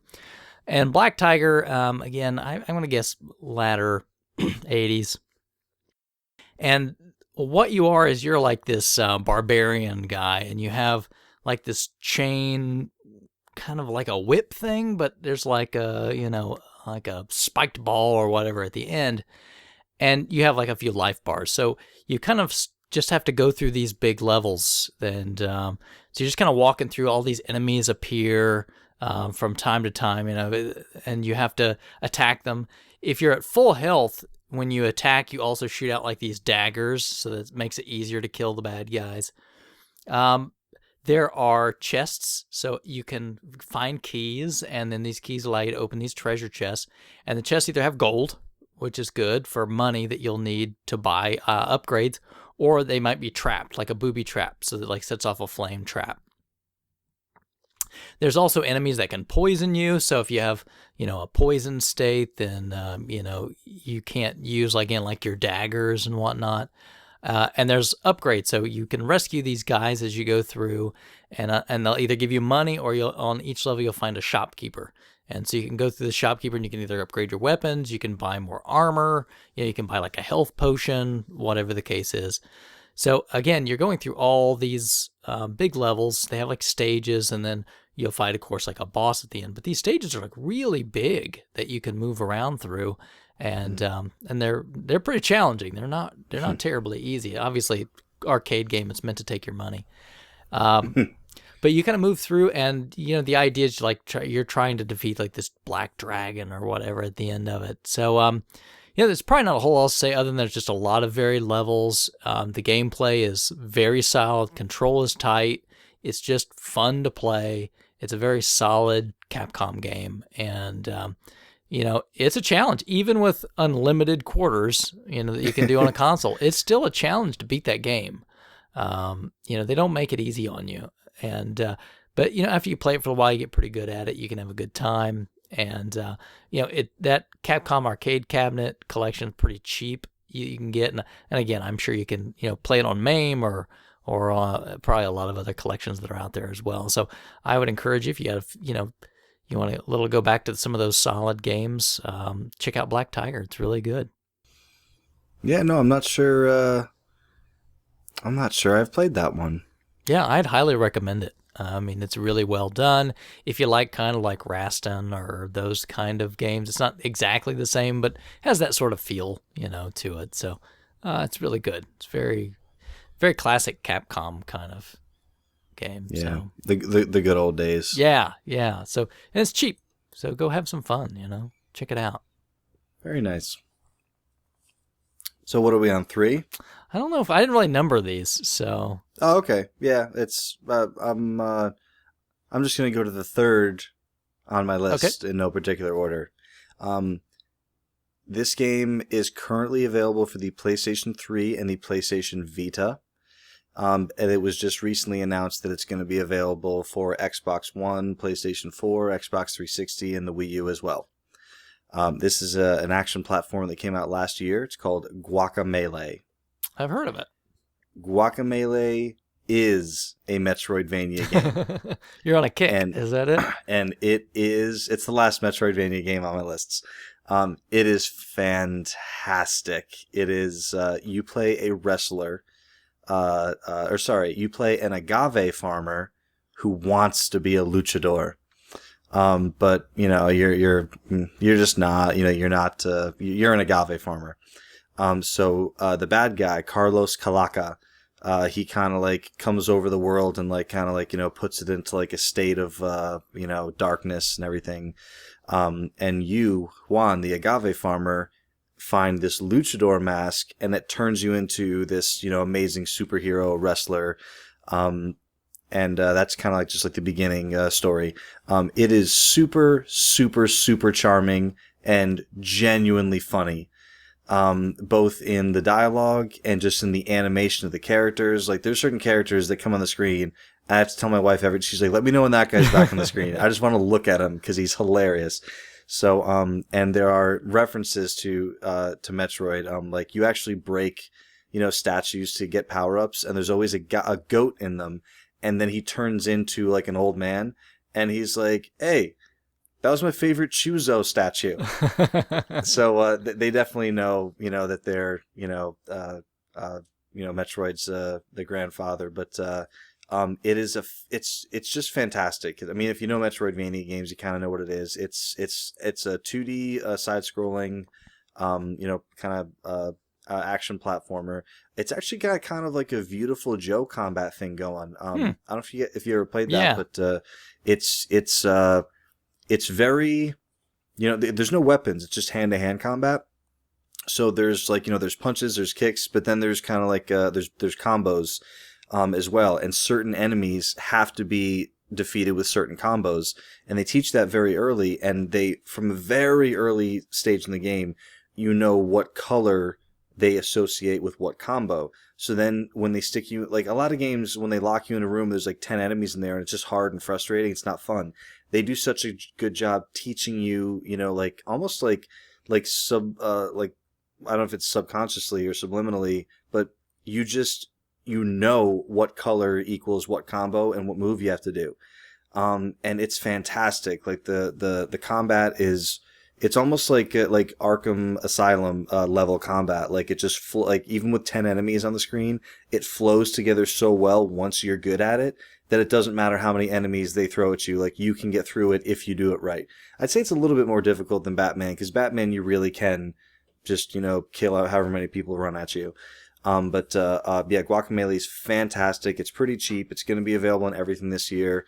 Highly, highly, highly recommended if you like Metroidvania games. Super charming, a lot of fun. It's one of those games that kind of like hit me. And usually I play 2 or 3, things at the same time. This is one that kind of took everything over. Spent like a week and a half just playing this game until it was finished. It's great. Cool. All right. Well, maybe I'll have to check that one out when it comes to some other consoles. And you have your Vita still, or you got rid of it? No, I still have the Vita. It's still here. I don't own any games for it, and I don't think I've charged it up more than once. But my plan is to eventually play some Tempest TXK on it. So right. All right, I'm going to move again. I've got like another old one here that I'm going to throw out, and anybody that's listened to the show for any amount of time will probably tell me to shut up. But shut up. I'm going to throw out this Kumaju Densetsu. I have no idea if that's pronounced correctly, but the Japanese version of Castlevania 3. I can't tell you how often I plug this game in and play it. I'm not good enough to where I can just march right through it and beat it like in a setting every single time, but I can usually get pretty far just for a little bit of time. Usually these days I just kind of go until I get beat up a little bit, and I kind of turn it off. I'm just really going through and just playing it for the fun. On weird occasions I'll sit and I go, okay, I'm going to actually sit down and beat this thing, but that takes a bit of time.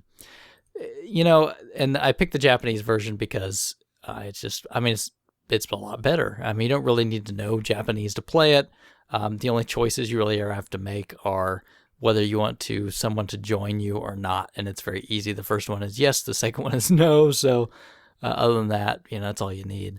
Can you explain just quickly what makes the Japanese version better? Yeah, absolutely. Well, first off, it uses the VRC6 mapper chip, so if you play on a Famicom, that adds an extra sound channel, and I can't really describe to you how much better it sounds than just your average NES game, or even like Castlevania 3 on the NES. I mean, you listen to the tracks side by side, and it's pretty amazing stuff that they were doing at that time with it.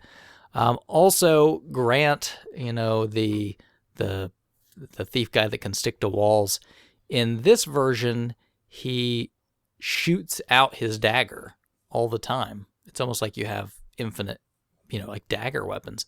And he can shoot these daggers, even when he's holding on to walls. And so it makes it a lot easier, and he's a lot more versatile in this version. Now, he takes a lot of punishment. He gets hit, he takes a lot of damage.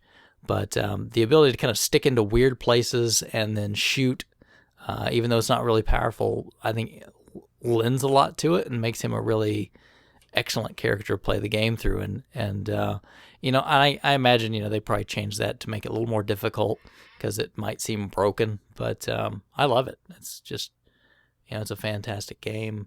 The music's wonderful.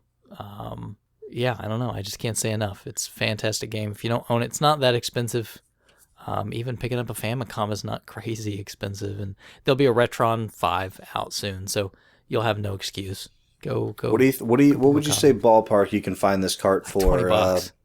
Okay. Yeah, like $20. So I mean, if you're talking NES games, it's nothing, right? So right, compared to some of the ones that are out there, yeah. Yeah, if you want one of the best 8-bit NES games to play, spend $20. It's great. You'll thank yourself. Fantastic.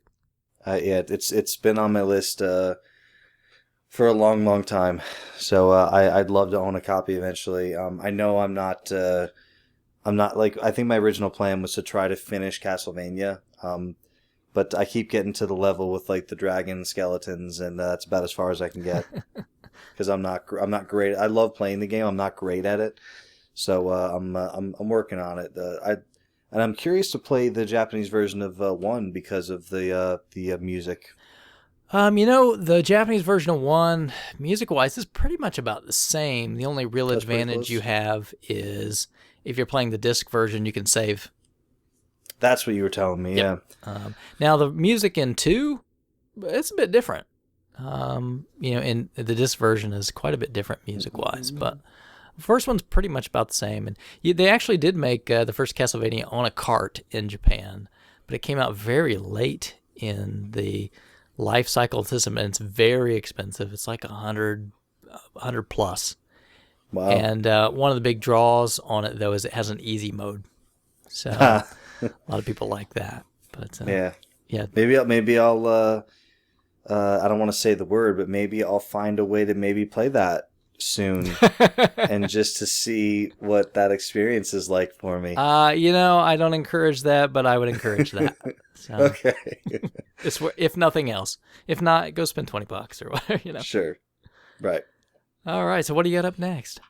Up next, I have a game that is available, I think, on everything. I played it on Steam, but I'm like fairly certain it's on Xbox 360, PS3 as well. It's a kind of like a reimagining of one of the best PC games of all time, XCOM. So this is XCOM Enemy Unknown. Yeah, I remember you telling me about this one. Man, is this game good. And it is the one thing it has going against it. You know how I've mentioned this a few times. There's games that, like, you say, I'm just going to play this for a minute, and then you can't put it down. This game is absolutely that. Like, you just play a mission, and then you're like, okay, well, let me just spend all the resources that I won on this mission, and then I'll be done. But then it's like, I want to play another mission because I'm better now, and I have these new things, and I just want to play one more thing. So it absolutely has that, let me just play a little bit more. But you don't I don't want to say this a weird way. I was going to say you don't feel good when you're playing, but that's not the right way to say it. That's not an advertisement. You feel very anxious when you're playing it. You never feel like you're in control, which is the point. Like, you're never destroying the opposition. You're always just barely making through fights. Okay. And what's amazing about it is you start off with a squad, and then, as you go through fights with them, they level up. So, and over the course of hours and hours and hours, so you're 5 or 6 hours in, and then, you have this level 9 or 10 that you've added perks to, you gave them a name, you've got them all set the way you want. And then you go around a corner because your guys are kind of, it's a turn-based strategy game. So the way it works is you have your squad, and it's you can't see anything around them, and so you can move them kind of one at a time, kind of spread them out. You can kind of keep them together so that they'll be have each other's backs, or you can spread them out so you can kind of get the lay of the land a little bit better. So there's advantages to both. If you spread everybody out, it's cool because then you're not kind of getting everyone all jammed up together and get hit with a grenade and then everybody dies. But if you spread everybody out, one guy could come across a tank of an enemy and then just get mauled, and you really don't want that to happen. Is it a permadeath game? Yes. Oh. So you'll spend 5, 6, 7, 8 missions with all these dudes getting all leveled up, and if one of them dies, you just get that feeling no. Yeah, and then you go to you go to the barracks, you recruit a new guy, and there are perks that when you recruit a guy, he's not level 1, because that would be it's as you level up, you can you hire new, you recruit new soldiers at level 3, and it's oh well, that's not the end of the world. But the permanent death of your squad means that every move, not even every mission, every single move that you make, the first thought in your head is, I need to protect this unit. And so that's kind of what lends itself to it's a fantastic game. You're kind of in a bunker. It's a command center, and you are kind of the commander of all these guys. So, not only are you kind of watching them on the, on the real time tactical screen, but you're also building the compound. So once they get so you have this one screen where it's all the countries in the world, and they're all asking you for help. You're the UFO defense, you're the XCOM. So China could be hey, we really need your help, and you're okay, well, what do you and they're offering something. They're we'll give you 2 of our scientists if you can clear this thing out. And you're oh, that sounds pretty good. and like Australia over here is like, we'll give you $10,000 if you can save like this area. And a lot like Dragon Age, where you have to make a decision, you can't do both of these things. Right. Like, you're going to go to one of these places, and the other place is going to like you a little bit less. And that's going to impact your, relationship with that country in the future. And the worst part is if you go to the place, so you piss off a country by not going to them, and then you go to a country, and then you don't like fulfill all the objectives, so you don't even get the reward that you wanted because you didn't like fulfill. So like, there's at every step of the game, every decision you make, and this is the only like, it's a fantastic game and I love playing it, but every decision you make could come back and bite you in the ass. And I always, like, when I'm playing like Fallout or like Skyrim, I know that I'm going to make a wrong decision. Like, oh, I shouldn't have sold that sword. I get another one. Like, I probably shouldn't have spent so much money on upgrading, like rune stones or whatever. Whatever, like, money's out there. Like, those just like, okay, you have to upgrade your bunker. You have to spend money on like digging this stuff out. Then you have to like add a satellite so you can see things. And it's like, okay, that's almost all my money. And the satellite's going to take 2 weeks to make. It's a huge risk, like, just given like the consequences for everything in it. But if you like real-time strategy, if you like, turn-based strategy, if you've ever been curious about XCOM games and why people, constantly list the original XCOM as the best PC game of all time, it's been out for well over a year now. So I think it's probably pretty affordable. I think it's less than $20 on Steam. It's actually on iPad as well, and I hear that version's pretty good. It's very, very good, turn-based. Again, if you're okay with like not really ever feeling like you're in control, then I would say give it a try. It's an excellent game. Cool.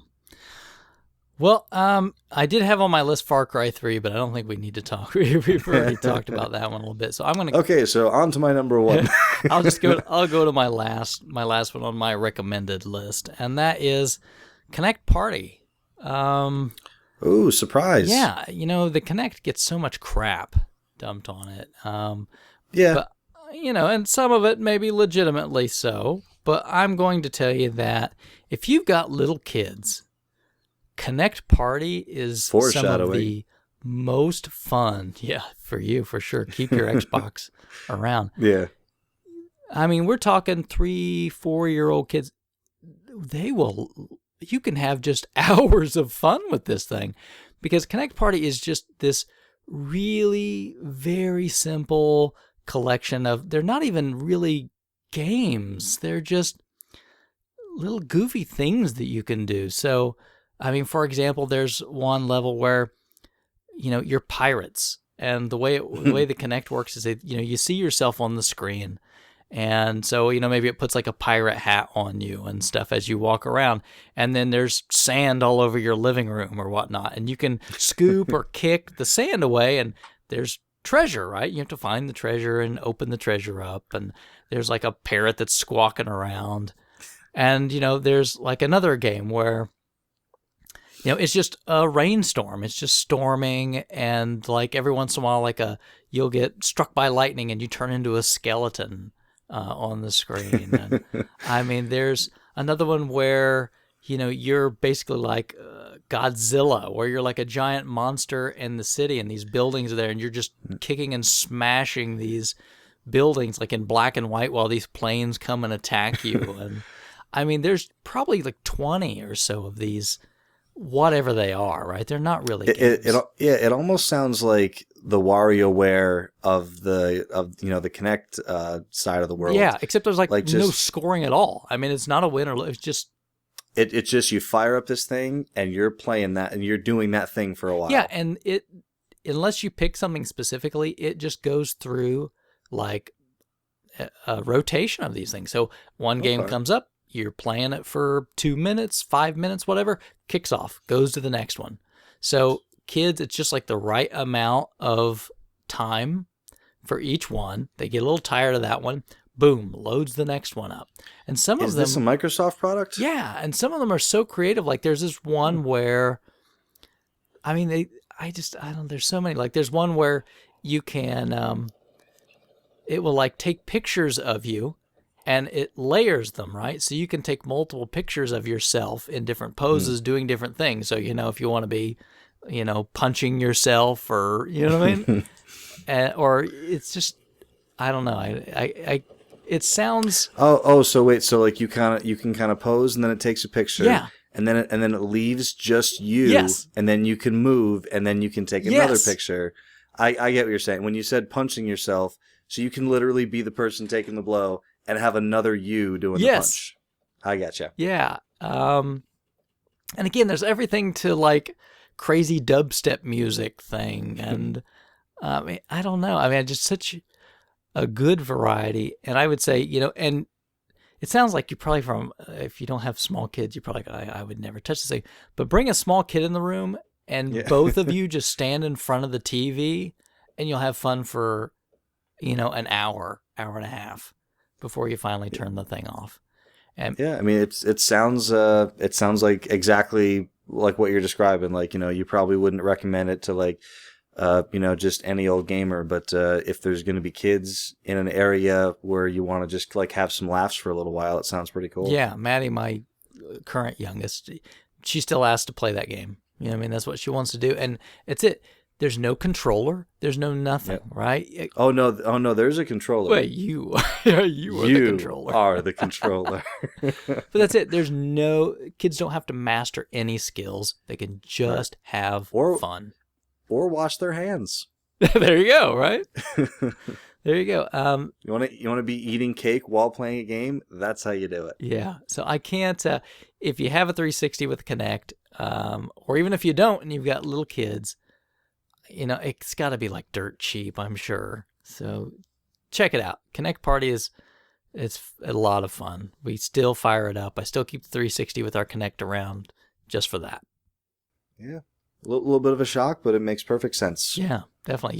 You'll be there soon enough, so maybe keep it around. I will. I know. Yeah, it's gonna be a number of years before we get to that level. I'm in Target the other day, and did I ever tell you that there's a Wii U kiosk at my Target, and a little red text along the bottom says, "Oh, the gamepad has been disconnected," and it's not even like an error message. It's like just letting you know the gamepad is like not meant for you to play game. It's just in demo mode. Uh-huh.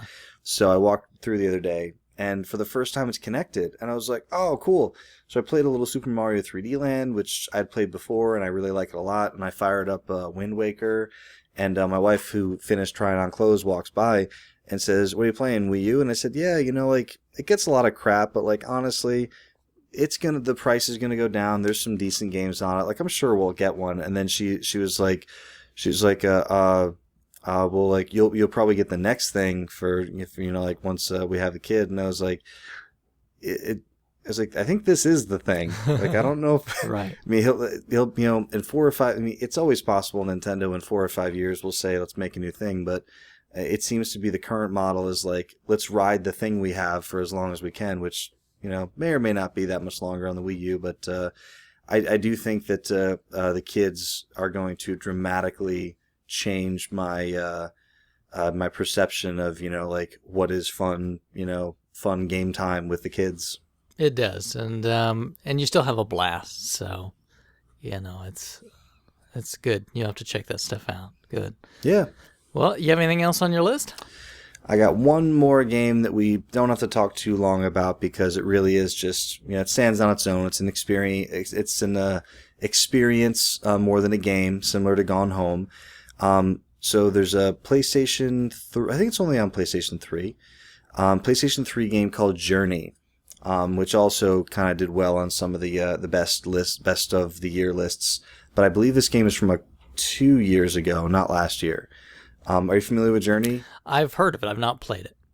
Okay. So, Journey is a single player game. It is by the same company that made Flower and Flow. So also it's I forget the name of the company, but they make very things that people could argue like, well, that's not really a game, it's more like just like a thing you could do, and it's like, well, that's what they do. So Journey is an experience where it's a single player, you play as this very, very unique looking character. It's hard to describe. Very, very interesting. Almost looks like they don't have arms. and they're kind of like teepee shaped, like, you know, kind of the bottom is a little bit longer, like wider than the top. And there's a scarf on this character and 2 very pointy legs, and that's kind of it. And like all you have is like you know, you can move and you can jump, and that's it. So the game very literally is a journey.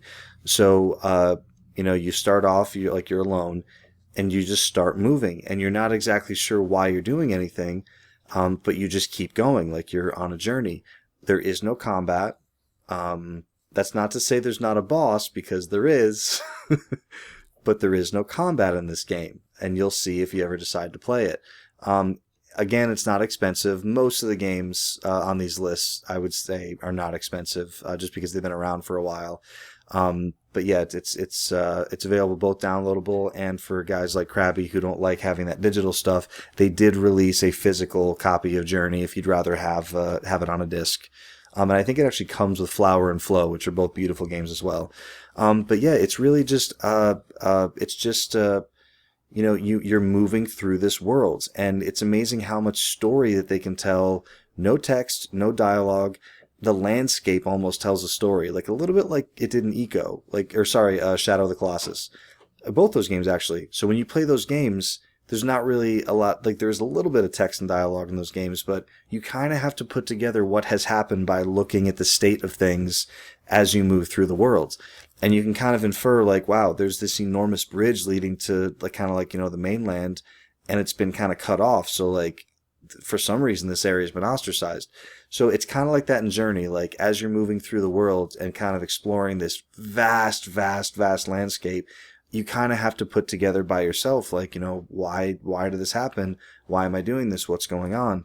And you start fighting, you know, like, for a game with no combat, there's a lot of turmoil and a lot of things that you have to overcome to get through this. And the ending sequence, it's really beautiful. You make it to the, you know, the destination, like what you're moving towards the whole time.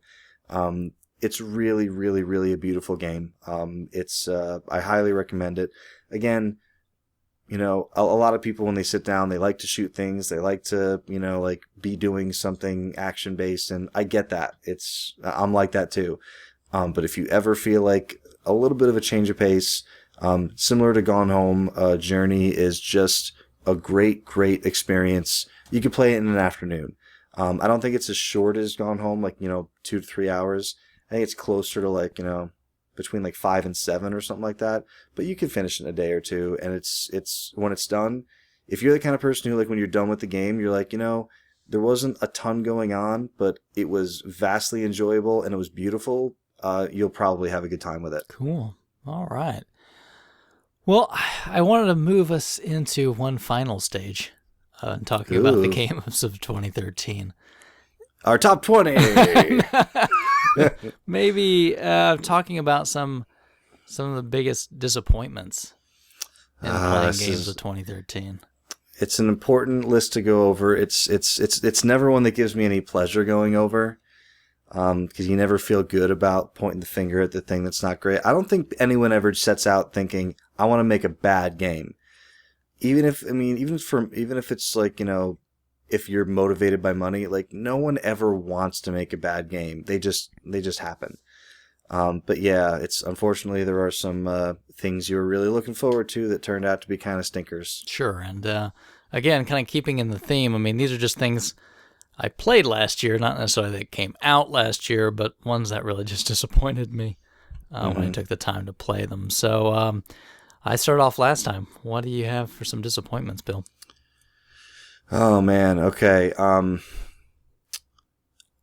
going to start with something that I was cautiously optimistic about, even though it's not the type of game that I normally play. I love Skyrim. It's, you know, when someone says, like, what's your favorite game of all time, I always have a hard time with that question. Skyrim's top 5. I love Skyrim. So the Elder Scrolls Online, which is coming out this year, had a beta recently that I was invited to, and I got to play a little bit of the game. And I was very, very, very much hoping that it was going to be Skyrim, but, you know, as an MMO, meaning there'd be other players in there and, like, other things going on. So I played the beta twice. They had 2 different weekends that I played it in. The first time, played it for a few hours, and I was like, I'm not an MMO guy. I don't know if you are. You know anybody? You play World of Warcraft or whatever. No. Okay. Yeah, I'm not an MMO guy. I don't. I know they used to be really popular. They're not as popular anymore. I just don't get it. I've tried them. It's not for me, and that's just me. This feels exactly like the 2 or 3 MMOs that I tried for like an hour or 2 each. Very fetch questy. I don't feel like the dialogue's there. The story is probably there, but like everything I did the first few hours I was playing, it was like, oh, go get 30 of these berries and bring them back to me. And I know a lot of betas aren't really real, so I was like, okay, benefit of the doubt, maybe the game's not like that. And then I start reading like, no, like you're playing the first several hours of the game. That's disappointing. So the second beta I played again, and the thing is, the world of of the Elder Scrolls is it's an amazing fictional universe story. Cyrodiil, Tamriel, Skyrim, Morrowind. There's a lot of different races, a lot of different storylines. Very, very, very cool, interesting backdrop stuff. What I don't like about the Elder Scrolls Online is just pretty much the fact that it plays like your standard MMO as opposed to playing like an Elder Scrolls game. So I mean, that's just my opinion on that. But I was like, I kind of was thinking this might be the first MMO that I can get into. And after playing it, it's like, nope, it's still an MMO, and they're still not for me. Yeah, that's disappointing. Yeah. I'm afraid I might disappoint you on this next one, Bill. You better not. You mentioned this one actually a little bit ago. Deus Ex: The Human Revolution. No, and I totally get this. Yeah, I totally understand why some people are on this, and I don't argue with them. It's definitely not a for everyone game. Yeah, I had purchased the whatever, I don't know if it's the collector's edition or what, but it had like an art book and everything that came with it, and I really wanted to like this game, but it's just not well built. The mechanics don't feel very good when I'm playing the game. It doesn't make a lot of sense to me as to what's gameplay mechanically wise, what's happening. Some parts are just a little frustrating, honestly. As we kind of mentioned before, the guy that does the voice, right? Not good. I'm Adam Jensen. It's but all the time, and there's no you could be in like a shop like buying upgrades, and it's like, and everyone else sounds normal. Yeah. And you work in like this office building as like a security guy at the beginning, and he's like, "Hey, Adam, what's going on?" Well, at one point, I was thinking that I was gonna go down to the coffee room and add some creamer. So, like everything he says is ridiculous, over the top, crazy voice guy, and yeah, I totally agree. Yeah. And I just honestly, I played all the way through. I beat it. I just didn't have fun. Because like I said, through the whole way, I really wanted to find some point where I went, okay, I get it, or okay, I like it, and I just couldn't get there. I think we've all kind of tried that on games that weren't really for us, and the reason we keep doing that is because every once in a while you do find, hey, I figured it out, I get it now, and but for me lately, more often than not, it's like I feel like now that I'm older, I'm like, okay, I think I have a pretty solid idea of what I like and don't like, pretty quickly now. Yeah, well. So let me ask you a question. One thing, as a big fan of the game, and not talking about the boss fights because everyone knows they're not very good. They were outsourced to another company, which they actually fixed in the director's cut, which is one of the reasons I'm curious to play it. But for me, one of the weird things about it was, how in a lot of games where you can kind of put someone in a chokehold from behind? Yeah. When you do that, a lot of times you retain control. In Metal Gear, you can grab someone and you can pull them around a corner. Right. Or you can keep tapping a button and you can choke them out. Or you can, let them go and then punch them in the back of the head, like whatever. One of the things that really struck me as kind of odd is when you come up behind somebody, once you get close enough to them for the chokehold, you press a button And then it actually goes to not a cut scene, but like it kind of like the view comes off of you, and there's like a little view of you seeing Adam strangle this guy out. And it's weirdly off-putting because there could be other dudes in the area and you don't want them to see what's going on. They're going to snap you back into like a first-person point of view. And since you've like, because you choke the guy down, then you put him down, then you kind of like start looking another way.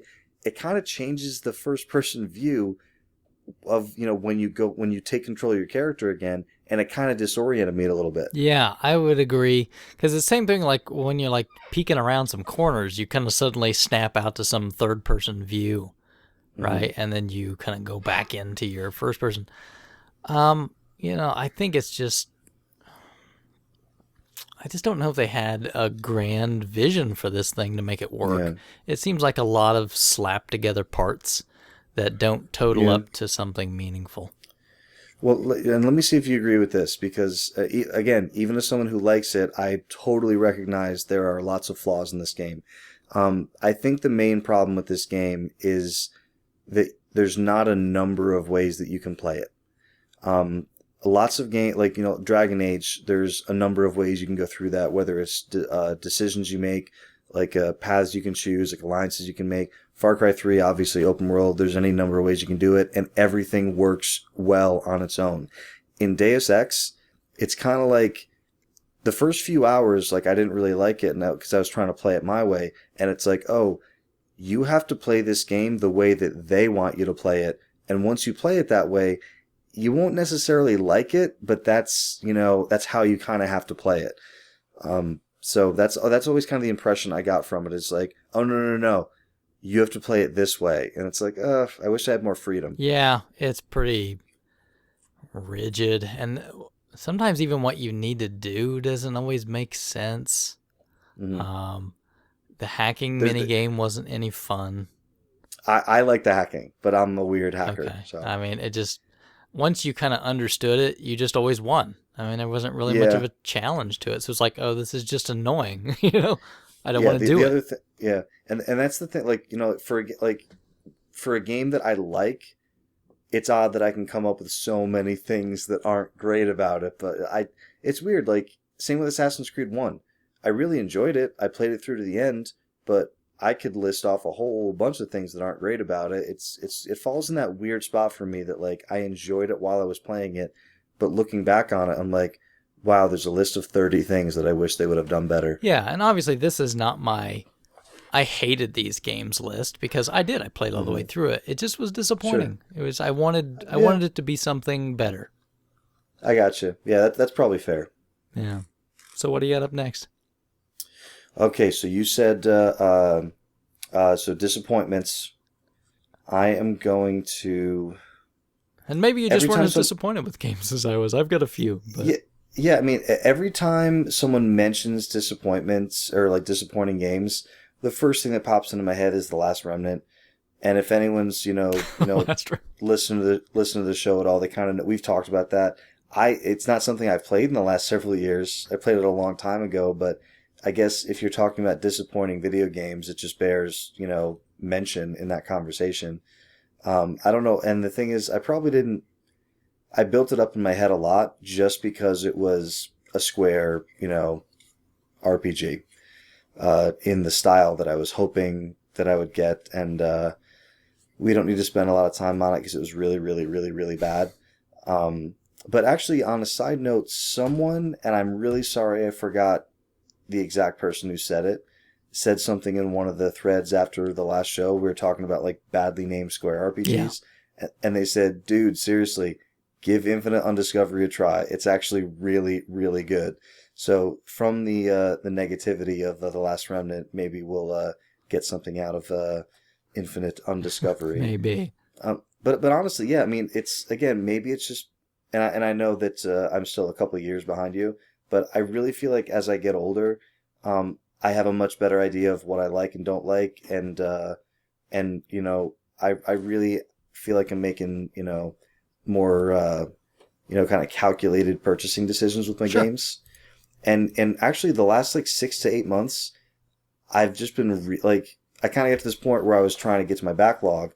And I was like, okay, here's all these games that I own that I haven't played. And I started playing them. And I was like, okay, I really don't like this game, so I'm not going to play it anymore. I used to play, I was like, whatever, I'm going to play it until I'm done with it because I bought it. I don't have time for that. Yeah, no, I don't. Yeah, I only have time. I only have time to play good games. If there was a list of games I hated that I played last year, Alpha Protocol would have been in there. But the old Sega. Yeah, I spent about an hour on that one. But well, just I want to throw a couple, and again, we don't have to dwell on these whole awful lot. But I know I'm going to get some hate from you on this one, but Borderlands 2. Yeah, you're just wrong. Oh, this game is great. Yeah, I really I don't know what it was. I beat Borderlands 1. Had a lot of fun. And did you enjoy it? Played the DLC. It was good. I won't say I loved it. It was good. This one, gosh almighty, I just felt like just kept pushing myself to try to go through it. And eventually I just gave up. I mean, honestly, I got pretty doggone far. I'm probably not too far from the end. Right. I just didn't want to do it anymore. I'm like, I don't care, honestly. Do you think it was the, well, first of all, did you play alone? Yeah. Yeah, I did too. For the most part, I will say that this game is only the way that, like, when people talk about how great this game is, they're talking about playing with 4 people. The first game I played almost exclusively with 4 people.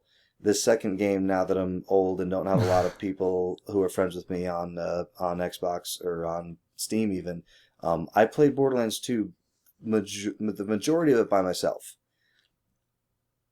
I didn't think the experience was as good as Borderlands 1, but I really think that has to do with the fact that I played it alone. I think that the environments were great. I think the shooting's great, the enemies are great, the writing's great. It was very funny. I don't think Tiny Tina's as funny as everyone else thinks she is, but I still think the game's very good. Now, when you say it's like a grind and you're kind of like pushing yourself, is it just the style of game or just like the whole package you were just done with? I think honestly for me, it got to the point where it was like, everything I needed to get out of Borderlands, I got out of the first game. I'm good. Okay. And I didn't really need another one. Okay. Interesting. It didn't bring anything new to the table. Here's more guns. Okay, good, I guess. None of them seemed to be like, this is so awesome. There were some weird, quirky ones in there, like the screaming whatever thing. But I don't know. I just didn't feel like it just didn't need to be. I don't know. I guess that's how I felt about it. I wanted to say, okay, can we take what we did in Borderlands and amp it up or do something great with it? And I kind of just went, it's more Borderlands. Yeah. Okay. Well, yeah, I mean, to each his own. I really liked it. Yeah, I mean, like I said, it's just disappointing to me, and I probably will just leave it there, and I won't go on to the inevitable Borderlands 3, but that's fine. B3. I'm sure some people, I know a lot of people love those games, and but I guess I've just found myself, I'm just not one of them, I think, on that one. Okay. Well, actually, yeah, I thought of one that I can add in here real quick, just as a disappointment. I played Assassin's Creed 1, thought it was really good. I thought it was good. I played Assassin's Creed 2, was instantly, in my mind, the most improved sequel over a Part 1 in history that I have played. Loved 2 to death. I played Brotherhood and Revelations, and I kind of got burned out in Assassin's Creed a little bit. I was like, okay, they found a formula that works with 2, and they just put out a couple more games in that style. I don't really want to play it anymore. So I didn't play 3. I played 4, not really knowing a whole lot about it because I wanted to, get a launch game for Xbox One. Ended up loving it enough to make it my 1B game of the last year or so. So I purchased Assassin's Creed 3, just like, okay, let me go back and play the one that I haven't played. I put about 5 hours into it, and I don't think I'm ever booting this game up again. I've heard that a lot about that one. Man, I've heard from people that it does get better towards the end because all the naval combat that's in 4 it's in 3. It's just not till very late in the game. That's disappointing. So I'm about to spoil things. So if you don't want to hear any spoilers on Assassin's Creed 3, but you've had several years to play it just like I did. So, okay, your time is up. You start playing Assassin's Creed 3 not as the dude that's on the cover. It's almost like a Metal Gear Solid 2 thing. Like, you're going to be playing as Raiden the whole game. You know what I mean? Oh, yeah. So they start you playing off as a dude. All right? So this dude you start playing as, you're like, I know this isn't the guy I'm going to be playing as because I've been, I can look at the cover of the box. Like, I know it's not the same dude. So you figure, okay, this is going to be like a little prologue thing. And you end up playing as this dude for like 3 hours, like minimum. And like, you're learning all these things and it's like, they're teaching you stuff. And like, then at the end of the 3 hours, there's like an M. Night Shyamalan twist. And you're like, what? And then you play as the dude you're going to be playing as. But it's like, you were like unlocking checkpoints. You were like buying stuff. You were doing all these things. And none of that carries over like after this little prologue bit. Like they don't explain to you, no, don't do that stuff. That's not good. So besides that little thing being weird, you know how there's some games that absolutely will not let you play them? This game doesn't want to let you play it. Like, it is... A glitchy mess, is that? No. Just cutscene wise. Oh, it's Metal Gear Solid 4. This is Metal Gear, like, I didn't think anything... This is more Metal Gear than Metal Gear. That's bad. You can't go 30 seconds with control of your character without the game, like, oh, let me take back control of the game for a minute, and I want to play, like, a 20-second conversation cutscene that you can't skip. And, like, I'm telling you, like, you have to play it to believe, like, this, and, like, it's almost like, remember how, like, Assassin's Creed 1, people were like, okay, this game was supposed to be, like, the next big thing, and now we're playing it, and it's like, I have a laundry list of problems with it. It's like they took that list and was like, okay, this is going to be our fixed plan for Assassin's Creed 2, and they did it. I feel like they took all the criticisms from 3, and we're like, okay, we have to go back to what people love about the series, so let's fix this thing. And 4 is the best Assassin's Creed game. Which is so weird how like these games are like made by the same studio and can be so wildly inconsistent. But Assassin's Creed 3, no good ski. Okay. All right. Well, I'll know to avoid that one. No problem. Yeah. Oof. This next one is another one of those I really wanted to like it. I really did. And I even had this lined up, and unfortunately I paid full price for this thing because I had a friend lined up to play it with. Let me guess. Yeah? I'm going to guess. Okay. Was it Grand Theft Auto 5? No, God almighty, no. I don't play that. No. Dead Space 3. Ooh, because you love you some 1 and 2. I do really like the Dead Space series 1 and 2. I didn't know you didn't like 3. What's that? I don't think we've had the conversation about you not liking 3. I didn't know this. Yeah, like I said, I didn't hate it or anything. It's just disappointing. You finish it? Oh, yeah. Okay. Well, that's it. It's kind of a co-op buddy game, right? Where you can play through with 2 players, co-op all the way through it. And that's the way I did it. I've got a friend, and her and I, are usually up late at the same time. And she likes to play Xbox. All right. So we both like Dead Space a lot. Like, all right, great. Let's order this. We'll get it day 1. We'll play through it together.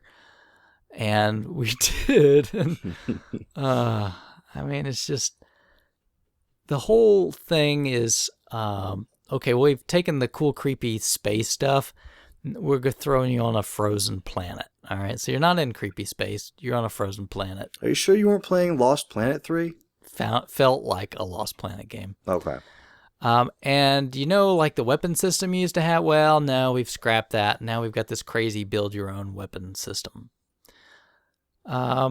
Which is good, bad, and otherwise. I don't know, it just felt like didn't need to be there. Mm-hmm. It just added extra layers of crap on the game. And the co-op parts, you have the 2 characters, right? You have your main guy, God, for whatever reason, I can't remember his name. Isaac. Yes. And then you had Carver, which is this second new guy that's a part of this story that you're going through. And so just the way we started playing through it, I said, okay, who you want to be? So she wanted to be Carver, the new guy. And I'm like, okay, I'll be Isaac, right? Because once you pick it, you're playing the whole game through with your partner as that character, right? So Isaac, is the guy from all the other games. He's been through this series of events. He kind of knows what's going on and how these things work, right? How it messes with your mind and everything. And I don't want to spoil the whole Dead Space series because 1 and 2 are fantastic if you haven't played them. But Carver's new to this, right? He has no idea. So here's the biggest letdown for me. Isaac, knowing what he knows, his game is basically just a straightforward kill the aliens game. Carver, on the other hand, has all these experiences that are related to this stuff that goes on in the game. So he has all these visions and separate things that are going on. And they're these hallucination things that Carver and the person playing Carver can see. But me as Isaac, I'm just standing around in a room, staring at a wall. So there are lots of these places where that's it. As Isaac, it's like, okay, either it's sit and stare for a while she goes through and does all this stuff, or Carver, or like a couple spots where it's, I've got to defend while, this character's off kind of doing this different thing. I have to try to defend. And and we played all the way through it, all the way to the end. And the story really wasn't as solid as the other ones. And I don't know. I was always half tempted to ask her if we could play through again because they have like modes that unlock. And there's one mode that's a lot like the combat systems from the other games where it's fixed guns and all that stuff. And I was kind of tempted, but really at the end, I just like, I think I've just had enough. I think it was just, I don't want to do it again. And it's interesting to hear you have, that kind of reaction to this game because it looks like it was pretty, for the most part, well received by almost everybody. It's not the same caliber of game. Just isn't. Okay. It almost sounds like it's not even the same type of game. It functionally is a Dead Space game. It's still third person combat. It's just they just couldn't left well enough alone. I mean, the good thing about the Dead Space games was the really creepy atmosphere and that tension that you have, and they just kind of went some other direction with it, where it's like, okay, these enemies are tough, but they're really just kind of annoying tough, And are you still shooting limbs off?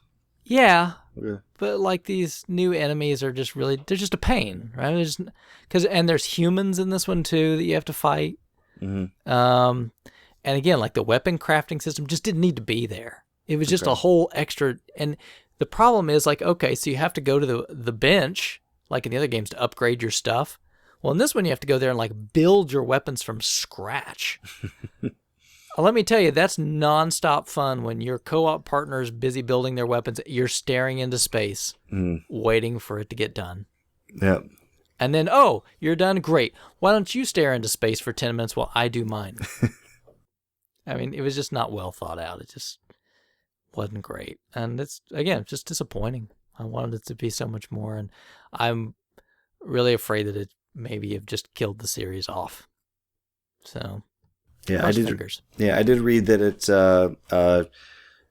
it missed, even though it was a pretty high selling game when it came out, it did miss the sales forecast that EA had set out for it. So usually that's if something blows the sales forecast numbers out of the water, that's when they start thinking sequel right away. If it doesn't, I keep reading that Activision keeps saying like, no, we do another Guitar Hero, like we're just waiting. Just want to see, wait for the right time. No, they won't. Yeah, I can't imagine that trend coming back. Yeah, that's at least maybe not for a very long time, I think. Yeah.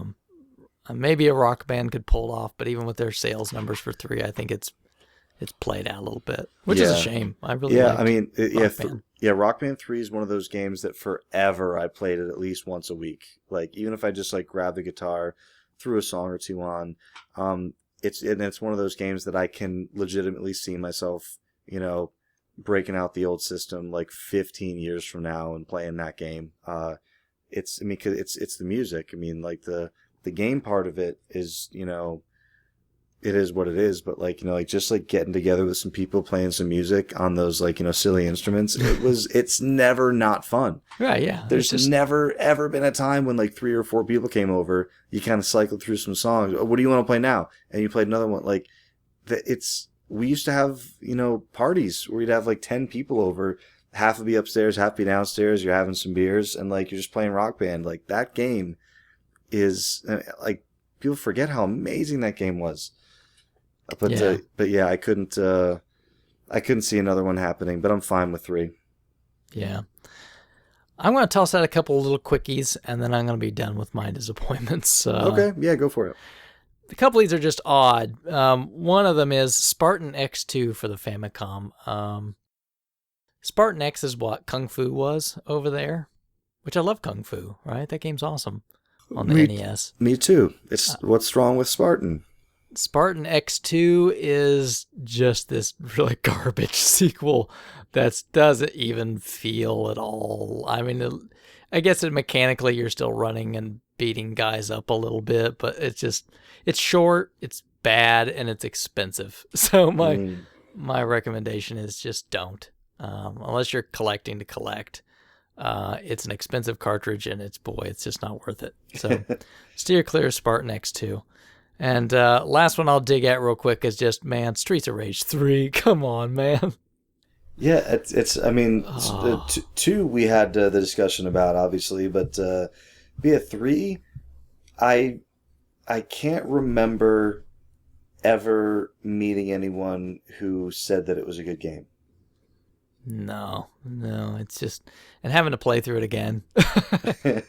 As part of the playthrough, it's kind of and I just gave up after. I'm like, I don't even care if I get on the board or get points. I just don't want to play this again.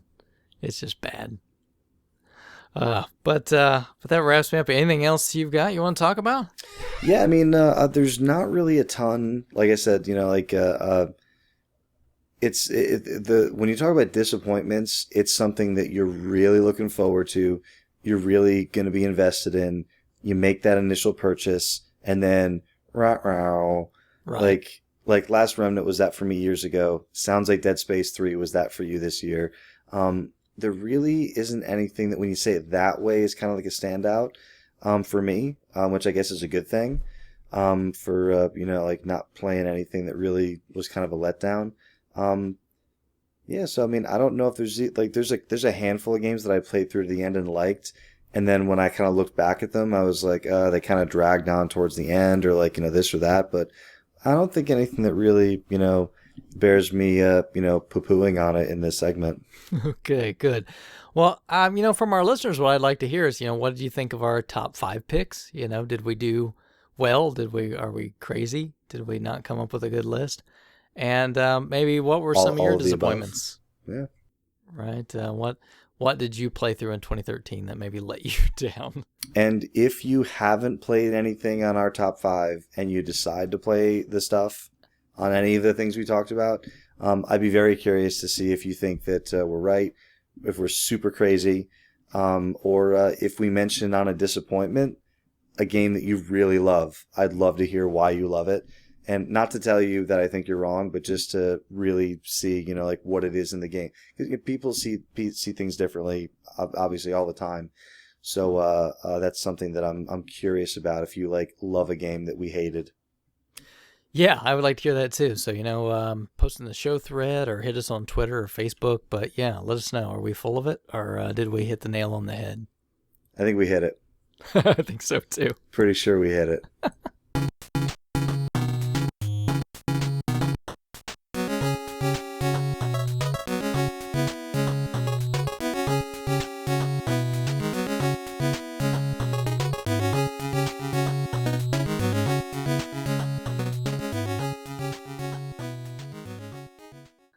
All right. Well, thanks everybody for listening to another, hopefully exciting episode of the RF Generation Collectorcast.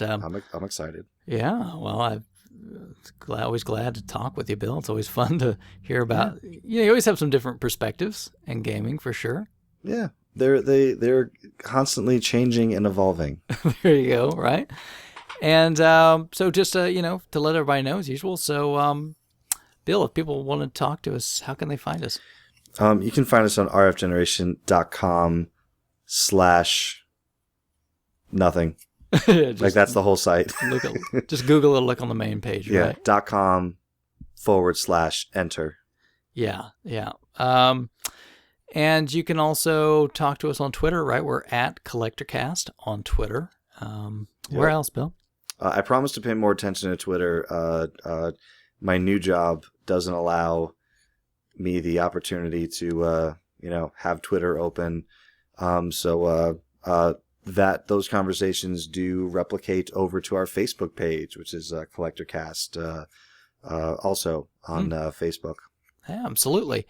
And you can also find the show in a couple different places. So you can find us on iTunes. You can definitely subscribe over there. We would really be happy if you would take the time to leave us a review. That'd be great. Yeah, they added reviews to the site.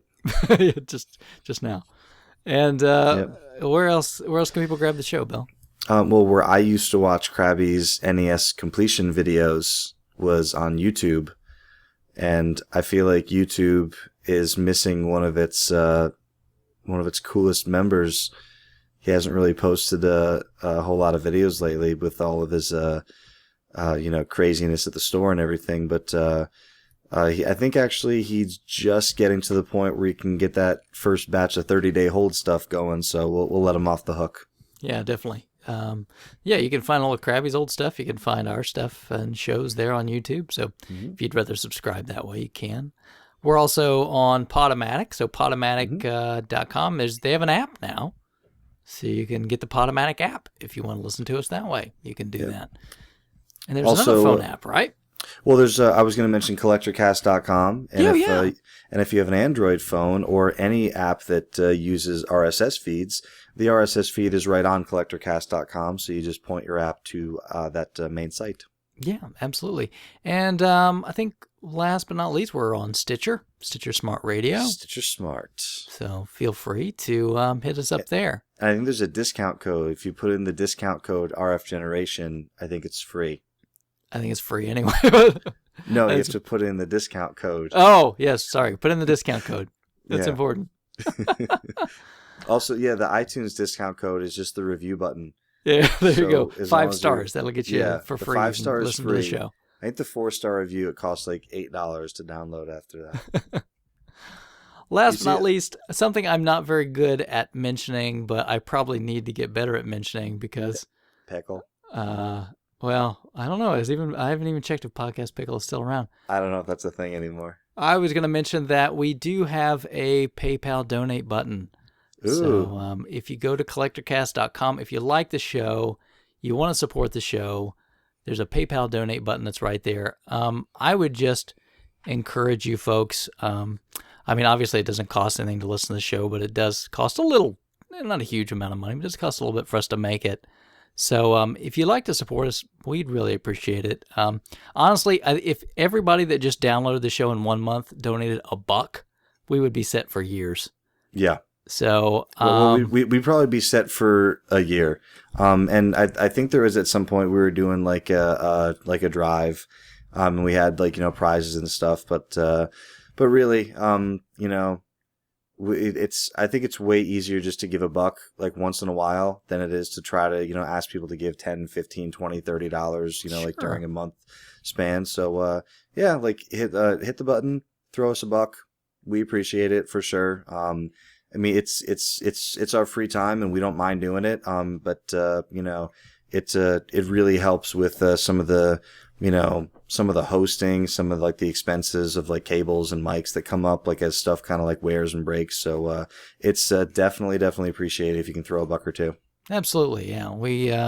We appreciate it, and heck, even if not, we'll keep doing it anyway. But sure, any help Don't tell them that. Appreciate it. Oh, sorry. Donate now or we're going away. Oh. Oh, poor guys. But anyway, thanks everybody for taking the time to listen, and we'll catch you next time. See ya.